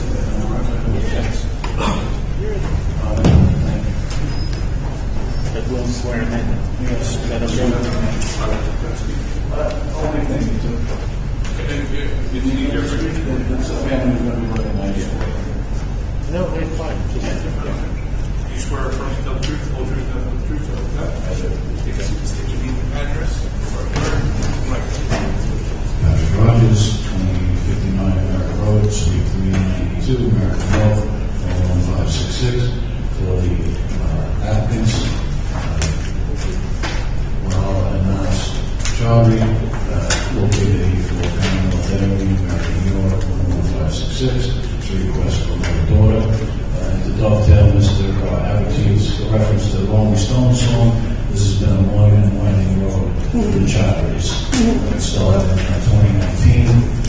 Just as a little history of the property, back in 2019 they filed a permit for demolition of a one-family home, which was granted, and that was effectuated. In 2019 they filed for a two-story one-family home under building permit number 19-755. Presently, for your ratification, there are 2 applications that were filed in 226644 to maintain a 6-foot PVC fence, and also 22-5926 for a new foyer and front porch, which at the last hearing, it was brought up that the building department had objected to those plans, and we had to resubmit those plans because they felt it was converting it to a two-family residence. But I spoke with the plans examiner, and we resubmitted a full set of plans to show the conversion. The only construction that's going on with the mother-daughter is installing the second kitchen on the second floor. The application for the mother-daughter is 20-14092. The occupants in the supplemental statement, if you have a chance to look at it, Nahas Chowdhury is the owner, that's the husband, his wife Rahara Chowdhury lives there as well, and the daughter Sandra Chowdhury, and mother-in-law Mama Akka lives there, that's the mother of Rahara Chowdhury. Who's upstairs, who's downstairs? The mother is upstairs, and So it's only 4 occupants. that's correct. All right, and they agreed that this must maintain the appearance of a one-family dwelling, one doorbell, one electric meter, one mailbox. Yes, sir. Okay, and that if it's granted, it's personal to them, they can, if they sell or do anything, have to remove that second kitchen. Yes, sir. The mother-daughter does not run with the property. So it's given a mother-daughter fact sheet, they read it, and they agree to abide by the terms. Yes, sir. I looked at the Board of Architecture review, did review the plan, and they make no recommendations other than the basement shall not be used for any illegal occupancy.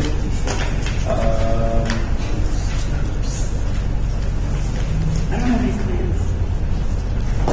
And I have some plans, it's a little consists of 8.5 by 11. That's it? Yeah. That's And I all have can print confusing over. remarks about it. That's the other plans from, I have paper plans protection. Not the plans that I have to resubmit. If I may approach.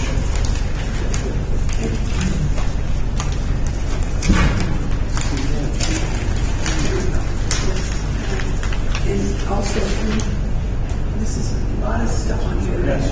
The demo on number, here's a application with an app number of 20, some DT of 19, I don't know what that was for. Structure. That was building number 2-story house. And they have a CO for that, which was issued in February of this year. They get a CO for the 2-story house and then this app. Specific occupancy for the family dwelling. Okay, so here, this is solely for the installation of the second kitchen, and it's not in yet. It is involved multiple applications. No, I should. Thank you. I didn't, I followed the whole thing about like back and forth, they thought it was a two-family or something. Well, we had submitted plans. A new permit was submitted from FOIA. We got an objection from the outlet that it determined this to a two-family residence. And I went back to the rest of that one, saying that there's no changes to it. There's no entrance. We were just extending the FOIA on the porch because the staircases would change the situation. So we changed the So basically, you work, basically they... The microphone's picking up the sound. Yeah, it does. It does. I'll go back to this. So, Was this my on question record? is... Yes. Oh, I didn't know. I'm sorry. It's fine. So they got a permit to build this, to demolish the old house and build a new one, and that was all fine, and it got sealed. Then when they went to put the foyer in, somehow there was concern about it being two-family, but you worked that out. Yes. And now they're slowly here for the mother-daughter to put in the second kitchen. Yes. That's your case. It is. I respectfully request that the board grant all applications and grants, and then grant some other applications. Any other questions from the board? With that hearing closed, and I fix on the decision time, Mr. Rogers will be notified by mail as per your clients of the board's decision and consider it. Thank you. Second. All in favor? Aye. Any opposed? Any abstentions? Happy holidays.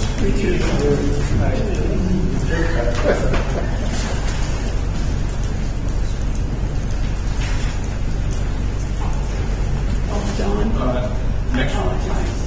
Next we have cases 661, 66222 Franklin Square, Michelle with Garcia. Maintain outdoor kitchen larger than permitted exceeding horizontal maximum. Special exceptions to maintain second accessory structure, fire pit. Special exceptions to maintain third accessory structure, pavilion, higher and larger than permitted exceeding horizontal maximum on both sides. Also known as 459 Jefferson Road. Let the record reflect that having earlier, just state your name and address again for the record. Andrew Brum, 1924 Belmont Avenue, Belmont, New York, 11710. Good morning. Good morning again, Mr. Chairman and members of the board. My name is Andrew Brum. I'm an engineer, and this hearing I'm representing Michelle Horacia. I was here before the board 2 weeks ago for this case, and we're seeking variance to maintain the structures that were read for you. You should have in front of you now a revised site plan, and this one should show the hot tub to make sure we have the correct plan. And the board took some exceptions that I did not have that on there accidentally. In addition, there was some wording and verbiage from the building department in reference to the outdoor kitchen, where the building department had denied it for height, and we have since, as late as this morning, received an email from the building department where they changed the verbiage.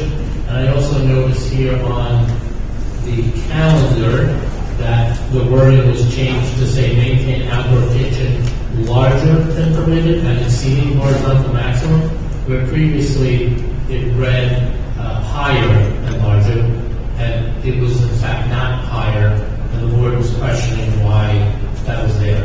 So from a clerical standpoint, we've corrected that with the building department. We have submitted a site plan that shows the approved hot tub on there. It wasn't an issue that the hot tub was not permitted. It was an issue that the board did not have the most up-to-date site plan that I had in front of me. So in summary, we're seeking approval to maintain the pavilion, the fire pit, and the outdoor kitchen, which I testified about 2 weeks ago. Right, and they added that horizontal maximum, right? So let's just get those numbers on the record. It was always in there horizontal maximum, it was just that they had the word higher. No, I know they had higher in inappropriately as related to the kitchen, but I remember, if I recall correctly, that there was confusion as to why it didn't have horizontal maximum, but it had larger. Some confusion as to whether larger in itself. It always had horizontal maximum. It had the higher and larger, which we weren't sure why they did that. Yeah, I realize that, but I think there was one missing also. There was one you didn't need, one was missing. Maybe you can just give us the numbers and then we'll solve that. Like just tell us the larger outdoor kitchen, larger and horizontal maximum. So the outdoor kitchen is larger and exceeding horizontal maximum. Horizontal on both sides or one? On both sides. Okay, can you just give us the numbers? Yeah, so in its aggregate, it's an irregular shape, but if you measure end to end, it would be 18 feet by 18 feet, where 12 foot by 12 foot is what's permitted. Okay, and that's how they do it. And larger, it would be, I guess, multiply. You have a larger number, 18 times 18. Look, let me see if your chart has it. Just need the numbers on the record. It's not a full 18 by 18, because it's if you look at the... I see. Can you just tell me what the building decided it wasn't what you proposed? The building department said it was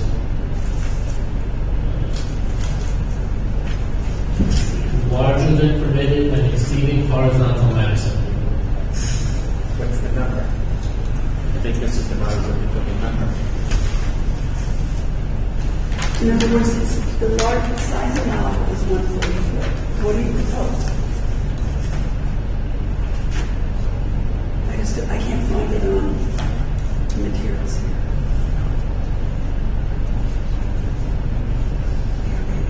We have it as 103 square feet. 103 square feet. If you use 18 by 18, it's 320. But I understand it's not solid, right? But I think that that's the answer that everybody. Because 103 would be a variance. So it would be 18 by 18. Well, if we were to approve it 18, that means we're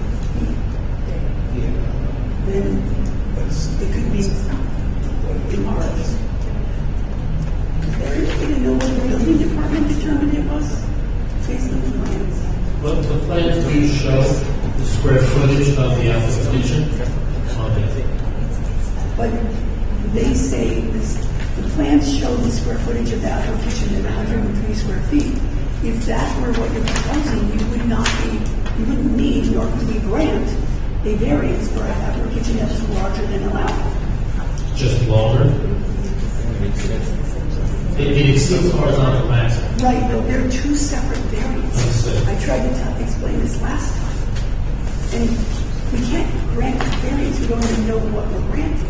So I get, on the horizontal maximum, instead of 12, you're proposing 18 on both sides. Yeah. So to speak, granted, it's an irregular shape. So what, am I in this venue allowed to withdraw the variance request for the larger? Sure you can. Sure you could, but that would be silly.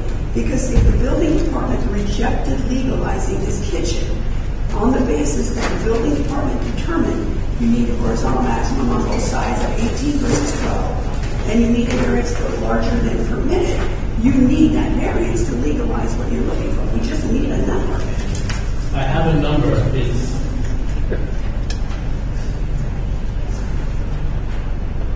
103 square feet. It's less than 144, so it does not need a variance.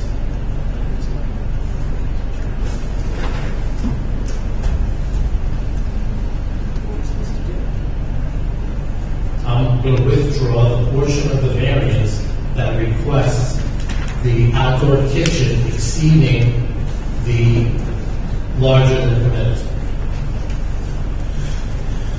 Yeah, would it be an amendment to the caption where it says maintain outdoor kitchen exceeding horizontal maximum 18 feet when 12 feet is permitted? No, we're past that. We're on larger. He's of the opinion that he only needs that his square footage of that outdoor kitchen is 103 square feet. We do not require a larger variance, for larger. But the building department rejected it. Well, what we can do is put it on reserve for a week. We can discuss with the building department as to the reason why they denied for larger. And once we get clarification, we can just either amend the caption if it doesn't require larger than permitted, or if they give us a reason why, they But put we it won't there. have a record of, like, let's say we're inclined to grant it. What are we granting? What size? Well, being granted pursuant to the site plan. But this, That works. So whatever, so in the decision. the site plan says it's 103 square feet. Right, so we got to clarify as to whether or not it needs larger. And if it needs larger, it means it's greater than 144. But Correct. we'll have no record telling us the size.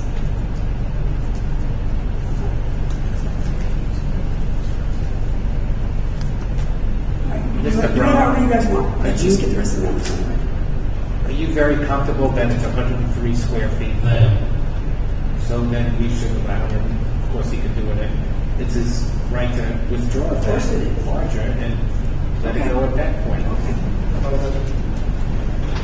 So you are withdrawing that portion that says, finish the sentence, please. I would respectfully request to withdraw the portion of case 661 to maintain the outdoor kitchen larger than permitted and only have it be exceeding the horizontal maximum. Okay, so can you just put the other numbers on the record real quick? The second accessory structure just needs a special exception, nothing else. The third is the pavilion needs height larger than horizontal. Or you just give us the three numbers and we can get them on there. The pavilion is 245 square feet and the height is 11 foot 7. We're not surrounded. And what's the horizontal, please? Horizontal is 17 foot 10 by 13 foot 9. So you need it on both sides with 12s and up. Great. So everything will be what it is. That's it. All right, do you have any other questions from the board? Move that hearing and close the matter be placed on the city calendar to be notified by mail that there's this issue. Thank you. Opposed, extensions.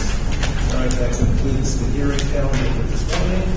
We'll take a short break, so we will come back to the decisions, make sure we look at any other business that we have to do.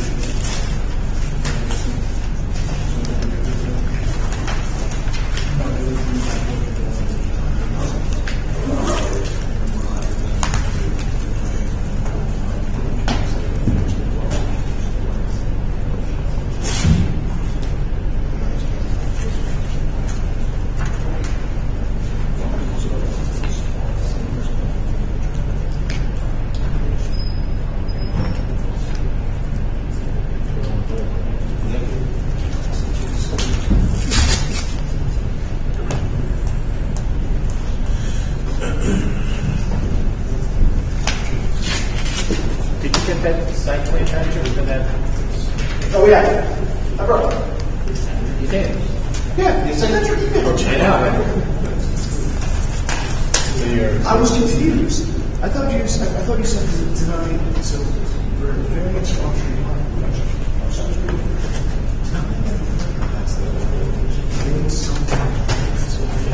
Yeah, we but the thing is, all the support changes the composition. It means that they're going to be on the response. Right. So, everyone said that.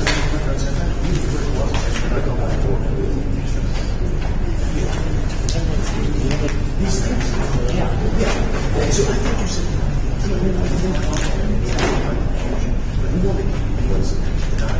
There's only a few spaces there in front of us. And actually, it took like one. These are two. This is one. Yeah, so we have to do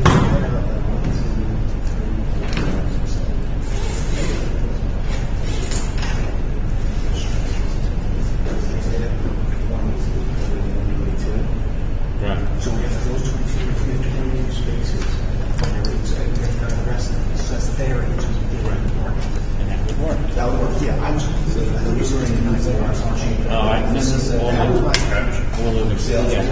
This I agree with. Do not put it in the private access road. That's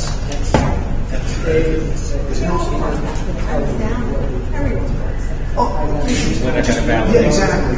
Then what happens is then gets sort of focused. They say, well, the town of Hempstead, or the police said that we've been money, which means we have some right. Never. I get involved in that. Just water space here.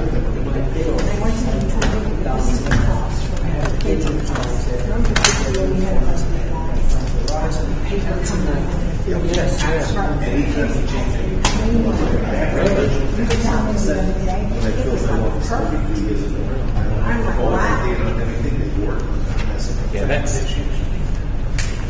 This, we took no testimony to impose who owns this property. Well, they were supposed to get something from this guy. Even if they got an agreement, we have no testimony as to how this is used and trucks go down there. Is there other companies that have a right to use it? That's why you shouldn't even go there. So, that's why I was looking at it. It's an interesting. I see that coming in, fixing it. This is these spaces here.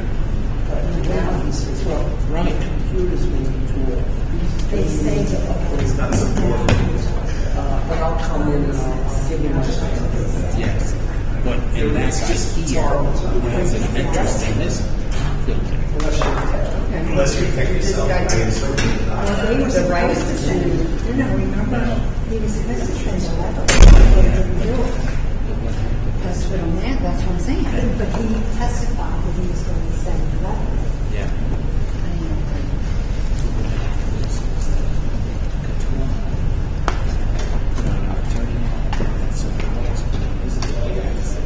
We're just going to ease an agreement from him and make them final. No, there's been no testimony about that. Who owns that? How it's going to be used? Can't do that. I'm sure he's talking something. Well, when I was down there, did they count these in the calculations? Potentially they calculated it, yes. But That's what they're here for, variance. These and then these spaces here. So they're allowed these. Those that are around the front yard. This corner one gets knocked out, and then these few. Parallel parking. Yeah. Denied. Right. I spoke to Louis this morning, because I originally said this should be denied. Louis basically said that if this gets denied, then he has to, this is a warehouse with one office now. They want to put 3 in. That's of course the additional parking. So I said to Louis, I said, what if we deny the case? He said, it's going to revert to one office. Which doesn't sit comfortably with me because we've done waivers of parking. We've denied parking. Does that mean they have to revert? We brought a case before the board, so we're going to deny this. Does that mean whatever this number is, he's going to have to knock it out to maybe 2 offices or 1 large office? Yeah, I don't know. The point is that the board's here to vary the building's ordinance, and that's what they're doing if they deny this. It's still, where the expert said that they don't need all of this parking.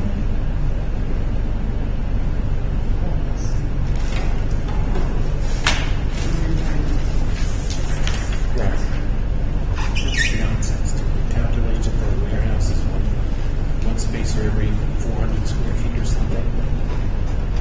1,000. Okay. You don't need parking for a warehouse. Now, I don't know how they figure it out. It's still not good. it's a made-up number. I bet you what. It's a made-up number. Right. Which in this case doesn't apply because it's all an industrial area. If we give this permission, that's going to give everybody else permission. We have no idea if truck traffic drives in here. I don't know. Right. And we have no testimony to allow this guy that owns this to come in and say, okay, for me. Right. It's so off base. This is such a waste. This is made-up.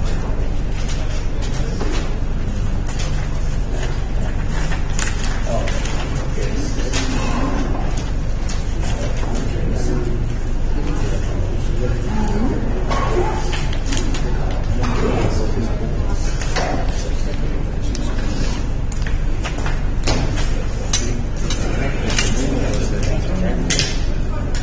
it's an active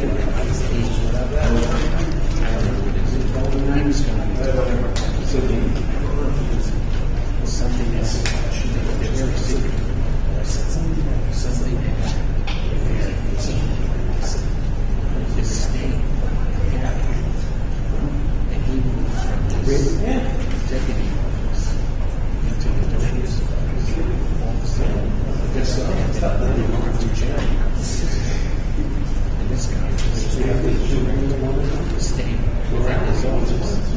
He then moved to something happened his office they told him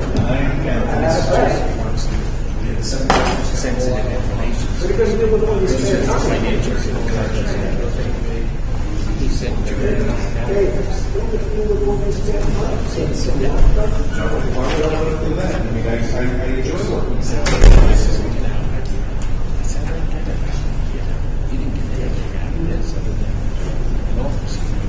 So do we know this getting on the staff?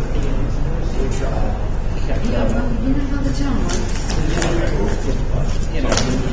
Who's on the staff with? I think I could do more. I don't think you'd ever get pissed off saying the issue carries somebody, anything that goes on. Reasonable stuff.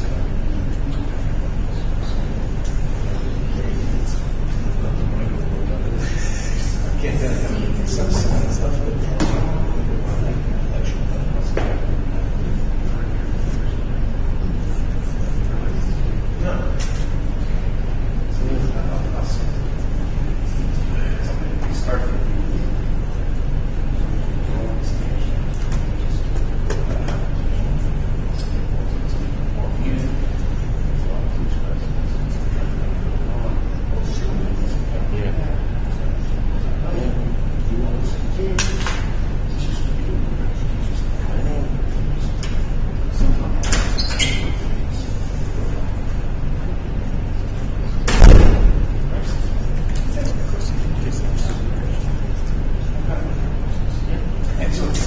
I'll show you guys. Oh, I'm sure. Because she knew I watched her. I mean, it's so many times. What's all of this stuff? And I'd sit down at the desk. Gary told you that story? Yeah. She's the one who said that.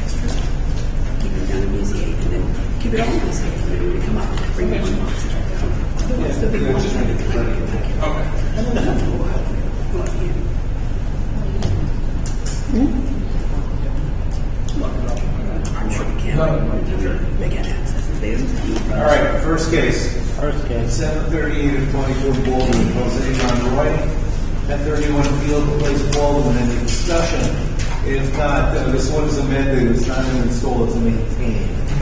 All right, any other questions from the board? Okay, I move the case 73822 in Baldwin, location of 1031 Field Place, be granted as requested, normal restrictions. Second. Second. All in favor? Aye. Any opposed, any abstentions? All right. 73922 Point Lookout, Roy Klashevsky, 11 Inwood Avenue in Point Lookout. Any discussion? If not, do I have a motion? Make a motion on case 739, 2022, affecting premises known as 11 Linwood Avenue, in Point Lookout, being approved as requested. Second. All in favor? Aye. Any opposed? Any abstentions? 740 through 741 of 22 in Merrick, Anthony and Denise Serpico, 1641 East Drive in Merrick. Any discussion? If not, do I have a motion? I move that cases 740 through 741, previously described by the chairman, affecting the property at 1641 East Drive, be approved as requested. Second. Second. All in favor? Aye. Any opposed? Any abstentions? Next case, 740 through 22 in Merrick, Salvatore Gambino, 1002 Tires Court, America, Germany, November 30, 9:30 a.m. Case 743 of 22 in Levittown, Frankiano, 54 Constable Lane in Levittown. There wasn't much permits on this one, otherwise. Is there any other discussion? And if not, do I have a motion? I move that case 743-2022, Frankiano, that the roofed over porch shall be remain a roof over porch not be enclosed, and that all open permits be closed. Second. Second. All in favor? Aye. Any opposed? Any abstentions? Next case, 744 of 22 Point Lookout, Robert McDonald, 99 Parkside Drive in Point Lookout. Any discussion? If not, do I have a motion?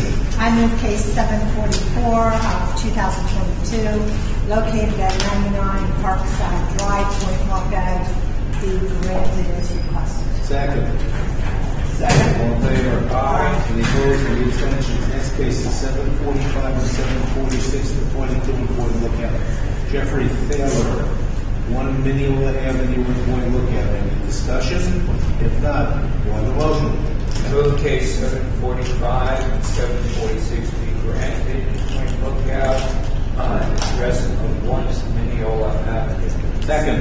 Second. All in favor? Aye. Any opposed? Any abstentions? Next case, 747 of 22 near Highland Park, Gregory Mallet, 168 Franklin Avenue near Highland Park. This is listed as a maintain, but it is actually an install pool. Any other discussion? If not, do I have a motion? Make a motion in case 747 of 2022, premises 168 Franklin Avenue, near Island Park, be approved as requested. Usual pool conditions. Second. All in favor? Aye. Any opposed? Any abstentions? Case 748 of 22, East Atlantic Beach. Stephanie Tursick, properties 32 Oswego Avenue, East Atlantic Beach, is adjourned December 7th, 9:30 a.m. Case 749 of 22 in Belmore, Sean Smith. This is 2577 Glen Drive in Belmore. Any discussion? If not, do I have a motion? I move that case 749, 2022, Sean Smith, the property, 2577 Glen Drive, be approved as requested. Second.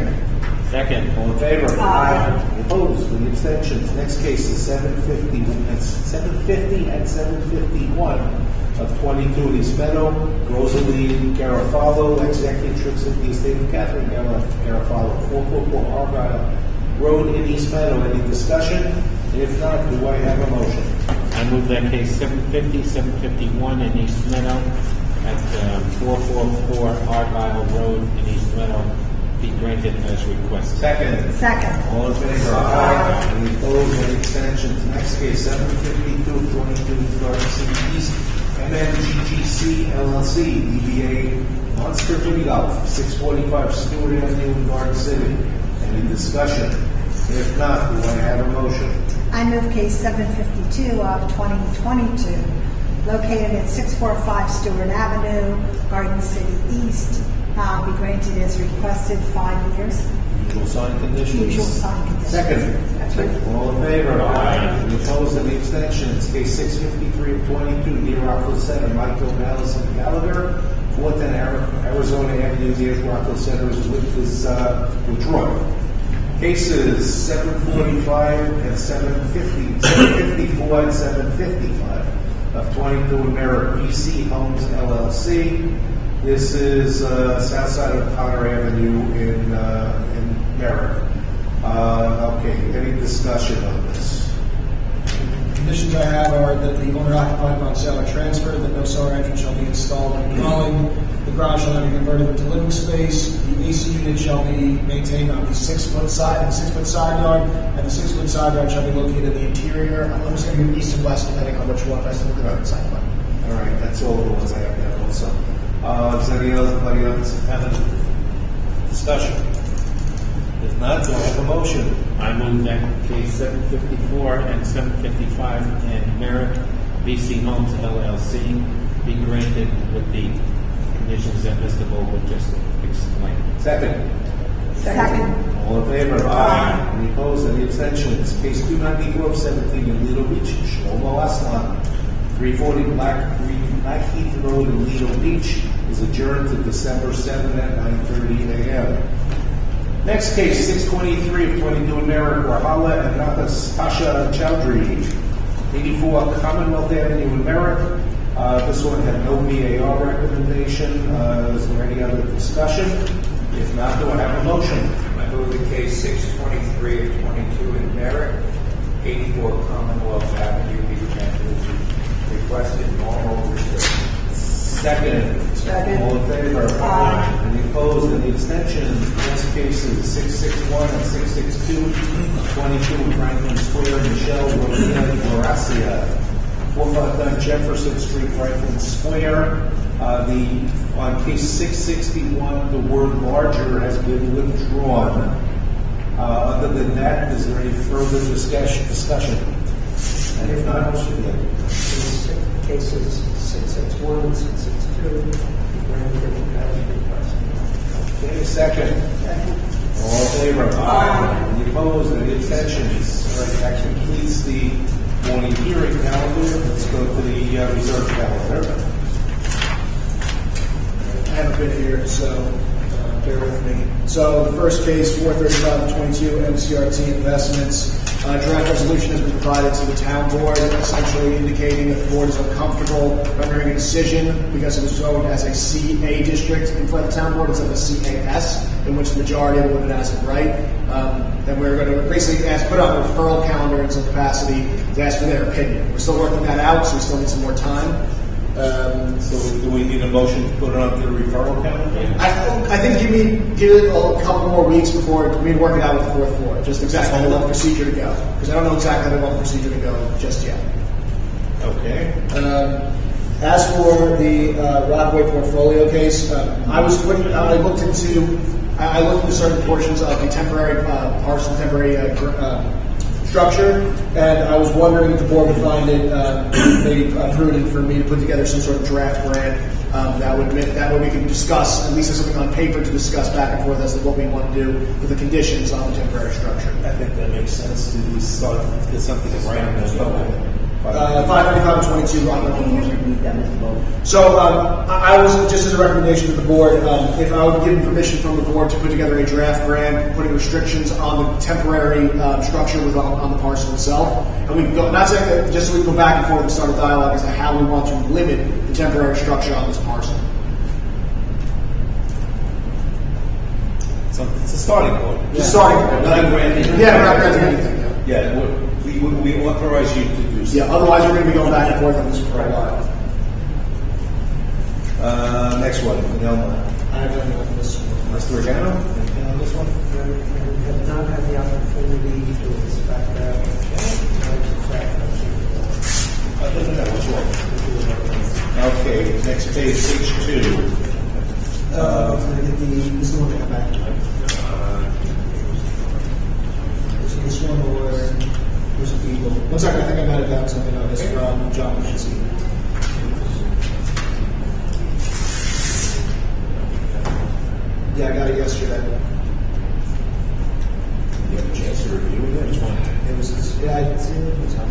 366. Oh, no, it's not, yes, 366 Fox, yes, I did receive an update from John Lipinski. The concern was regarding the cellar entrance and whether or not it's being maintained for a two-family.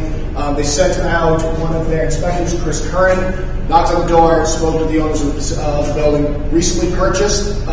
They don't utilize it as a basement apartment. According to their testimony, they were not in it, but for any final inspection to be conducted, they would have to be inside the dwelling in order to conclude the final inspection. So as far as their observations go, there is no illegal cellar basement apartment on 366 Foxers. Okay, so do we want to, 667 and 668, do we want to make a motion on that and let the building department do their final or no? They're not going to do it until we grant it. Well, that's what I'm asking.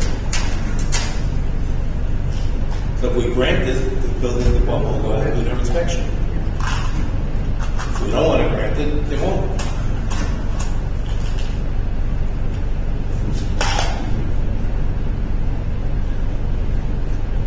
Make a motion, cases 667 and 668, 2022, affecting premises at 366 Foxhurst Road in Oceanside, be granted as requested. Do I have a second? Second. All in favor? Aye.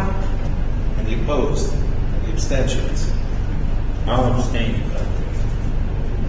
All right, next case point, look at Mrs. Navarro, do we have a chance to do anything on that?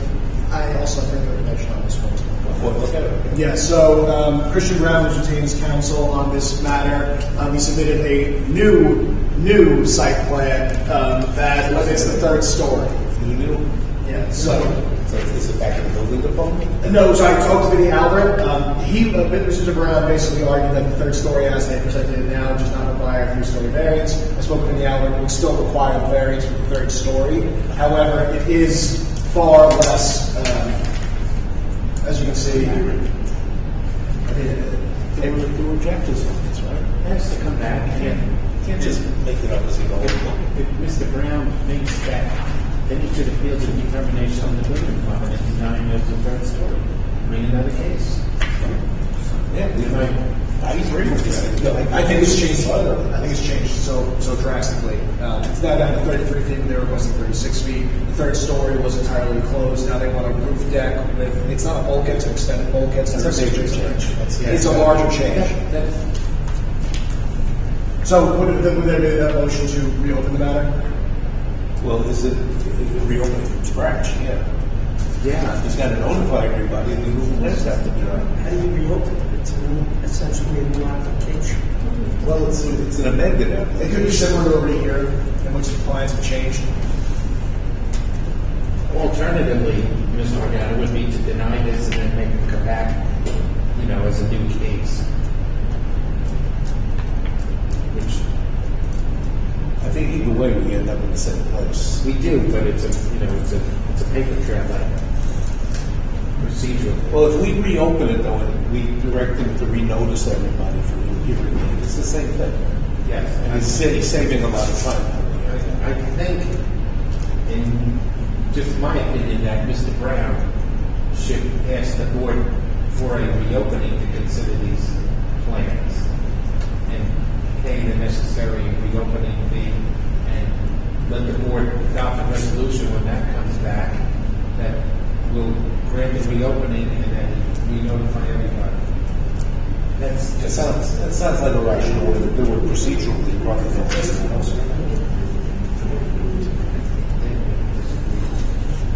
So we're going to direct him to request the reopening, pay fees, and we'll decide what to do.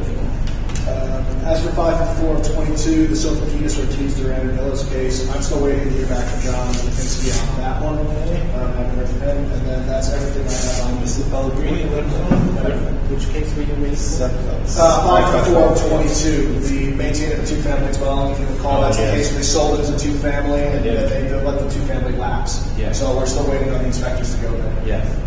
I did look at case number 718, 722, and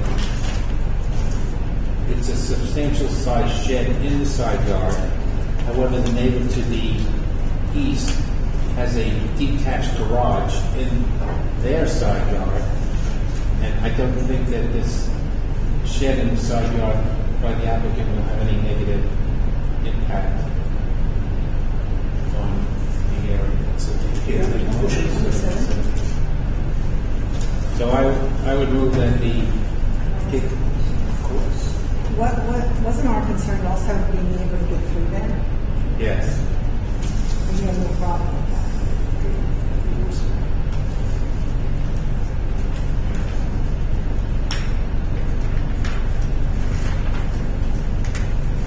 The shed just doesn't, I mean, regardless of what I just said, the shed does not belong there. It blocks that side yard.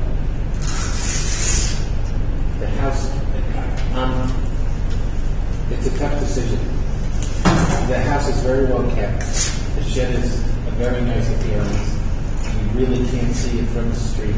It's self-imposing where it's located. But it obstructs the side yard and Access on that side. But there is access on the other side. yes. You know, personally, my only concern with maintaining side yards is fires. If a fire were to occur in that building, it's going to quickly spread to the shed and then negatively, potentially negatively impact the thing. It's vinyl melts, fires get extremely hot. That's my concern. There is a swimming pool in the backyard. There is entrance on the other side. I think this is the motto board that out. Access on the other side. You say it's a judgment call. I don't know what to. If you, I mean, the point is, if we deny it, can it put? Is there someplace else that they can? I believe there is, yes. Then I will leave the make the motion. So you're okay with 718 would be a grant, 719 would be a deny. Yeah, I move case 718 of 2022 with respect to property 22 Moss Lane, Levittown, be granted as requested. With respect to 719 of 2022, again, property located at 22 Moss Lane, Levittown, be denied. Second. I'll second that. Okay, all in favor? Aye. Any opposed? Any abstentions? All right. Next case, Mr. Regano, no walk, no inspect. No, I would prefer to read the I did inspect. Okay, 733. 733 through 736 and 22. The board did deny a previous request for PDQ chicken. However, after that denial, they returned back to the building department. They changed the structure so that it didn't require the variances that were previously needed, with the exception of the signs. So we spoke with, who was that? We spoke with Lou Carnival, who did the original denial, and Lou confirmed that the new plans that were submitted to the board did not require zoning variances with the exception of the signs. What about the parking? Is there a drive-through? It's a drive-through. But there was already parking shortage in that lot, and they took up more parking spots. I'm just telling you what the building department said, that it did not require any other variances. They got site plan approval, through 317 site plan approval through the town board. That is the information that was given to me. So what's before us again? Just the signs. Do you know what zone this could be in?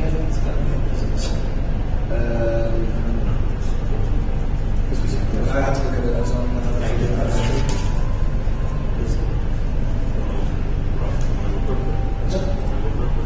we can hold it for a second.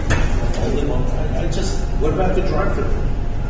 Or are they claiming it's not a real drive-through, it's the only pickup order pickup things? However, we are still requiring special exceptions for pickup windows. You know, also there's another restaurant that I saw a sign coming soon, right next to this one. This, let's hold. I've been there. I've gone there twice. I don't know what. You drive in and there's a person out there with an iPad that they take your order and you pay that person with the credit card you use in the iPad, and you drive up and you pick up the food. But it's still a drive-through. In my opinion, it is. What's the difference? Do we get a clarification from the building department, maybe telling us what they consider a drive-through, what's not a drive-through? Or a town attorney or somebody tell us, because it's gonna come up more and more now. I mean, we started with that one in Westbury on Old Country Road, Chipotle, whatever it was, and, you know, it's so easy just to say, well, it's not a drive-through. I think we need some clarification on that. Define drive. Yeah, what is a drive-through? I think I was the drive. Don't use that term. And yeah, in another case, they do have some sort of delineation between a drive-through and a pickup. Mostly it's the lane itself. So if you have a lane in which cars queue, and which ordering is done in that queue. Yeah. So if it's ordered online and then someone comes to pick up at a window, But if you're ordering it online, you're ordering with somebody, so you have to stop somewhere in that location to put the order in. I'm just telling you where the delineation is I drawn understand. on a future case that we're going to have probably the next couple of weeks as to why they define it as a pickup as opposed to a drive-through. There's also restricted covenants in that case, which is complicated. We'll get there. Somebody upstairs needs to deal with this issue, give us a definition of the word. And What's the last case? last case, Mr. Milgren, if you want to take us out on this, but I think we're going to regarding parking spaces.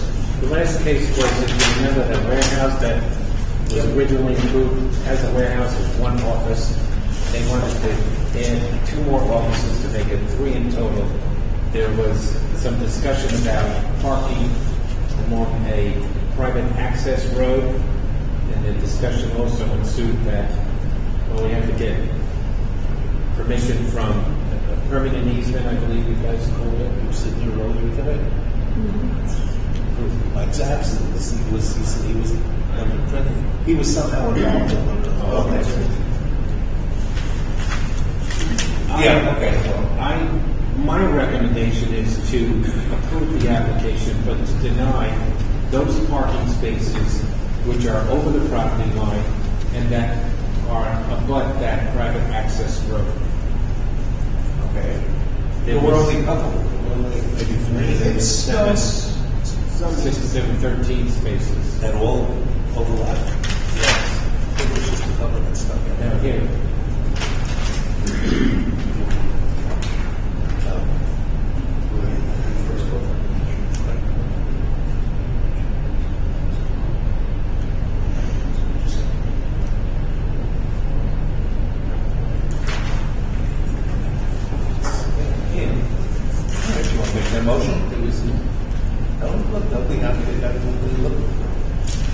So, based on that analysis, I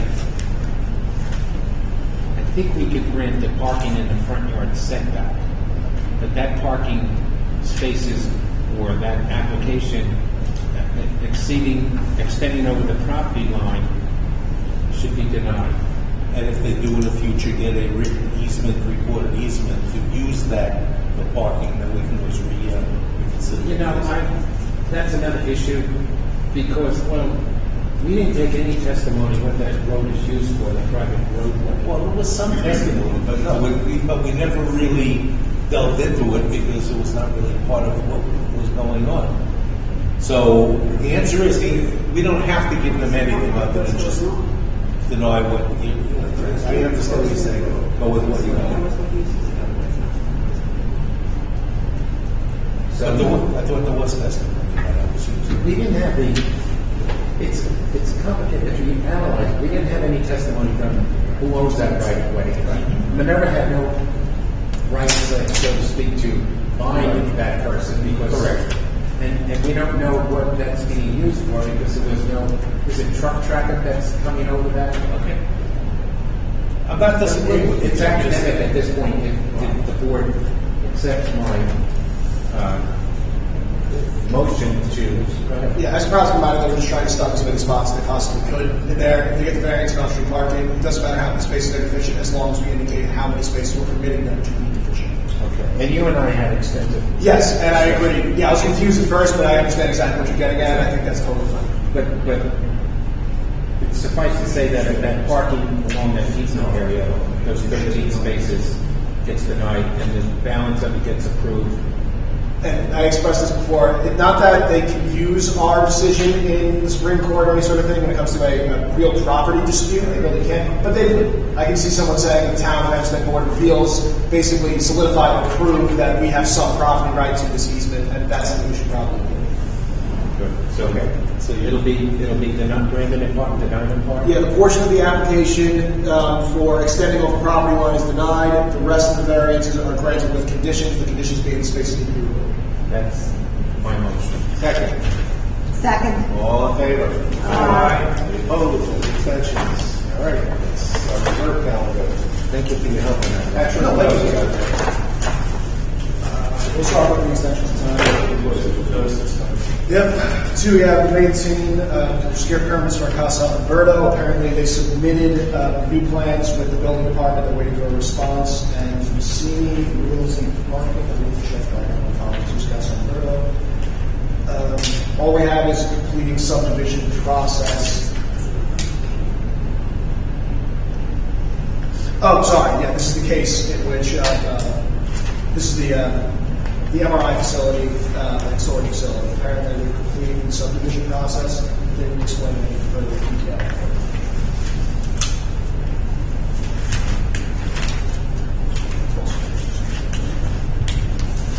So the one with the MRI facility, Eastman of Commons, Hempstead Turnpike and One Choice Parkway, that was granted by the board 7/13/2022 with no restrictions, and they needed additional time to complete the process.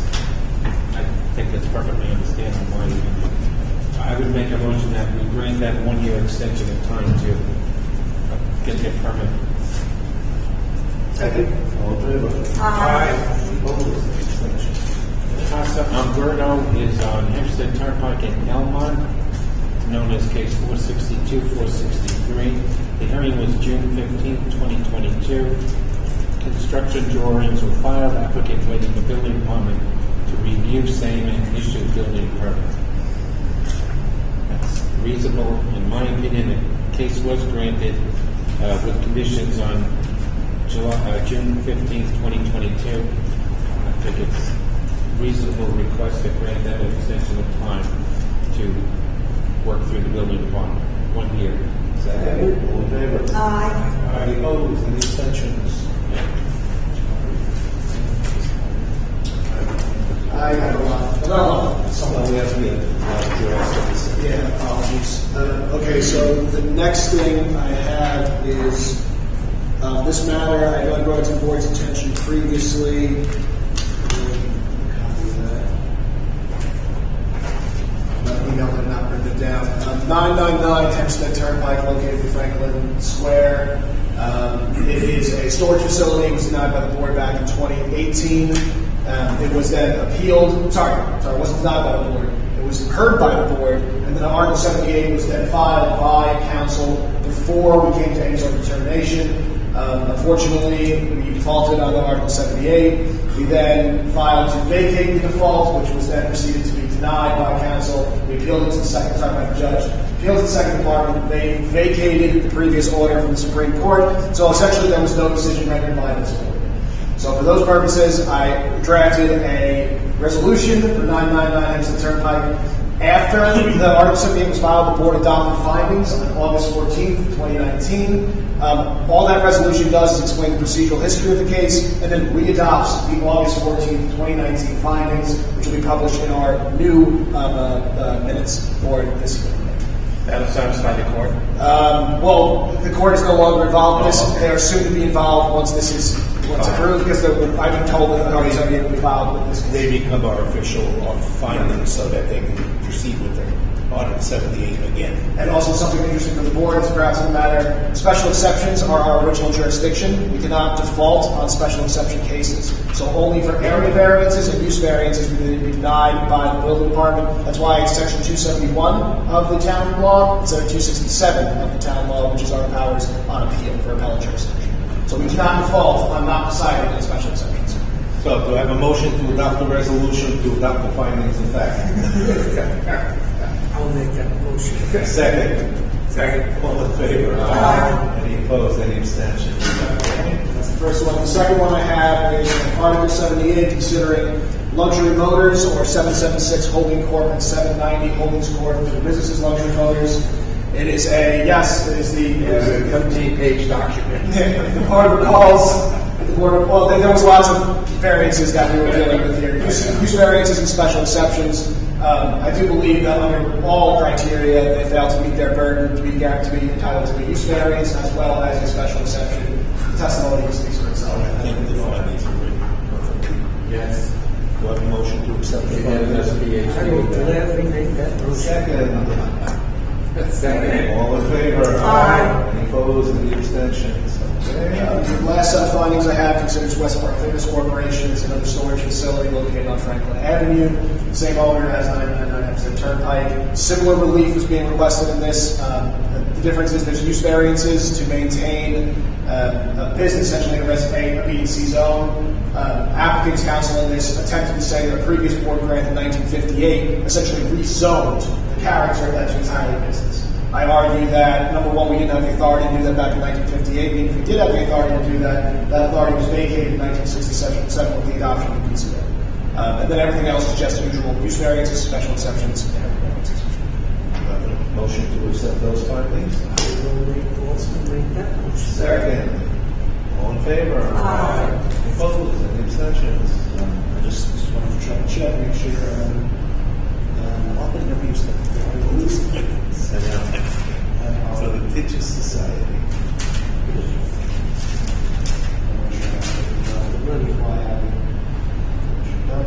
Oh, last one. Okay, this one was back in 2020, right before I started. We made a grant in a subdivision case.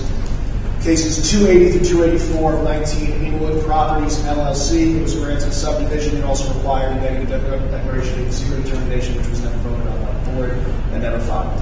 So I would need basically to adopt a negative declaration and re-adopt the decisions from 2019. I have case numbers here if you want to look at it. I make a motion whatever he said. I make a motion that that we adopt a negative deck on case number 280, 2019 Inwood Properties LLC through to 286.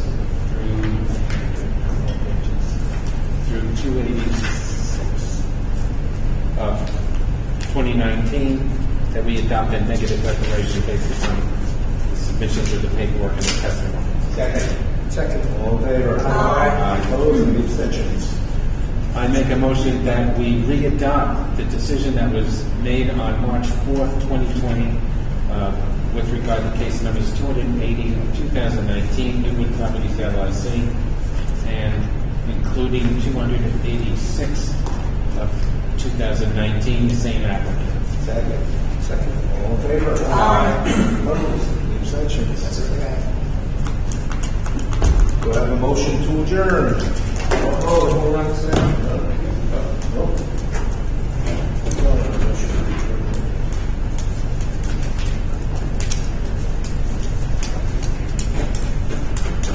make a motion to adjourn the meeting. Second. All in favor? Aye. Any opposed? Any abstentions? All right, back 2 weeks. Next week is Thanksgiving. All right, everybody have a happy Thanksgiving. Well, 15th and 4th. Coming home Thanksgiving Day.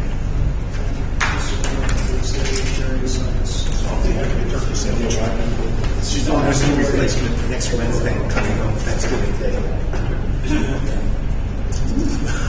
I've been living in the hospital for the last 3 weeks. It's just been a very struggling at it. Yeah, that's the decision. Which I think is an outstanding. And then my brother-in-law in the middle of everything, he has a stroke and ended up, God bless, he had a major bleeder. They had like 6 stories, 7 floors. He's right now got 95% back. Amazing What hospital? He was at South Mass Office. They looked at Valley Stream. So this looks like it's going to be one of these miracle stories, which is. We are doing it. Yeah.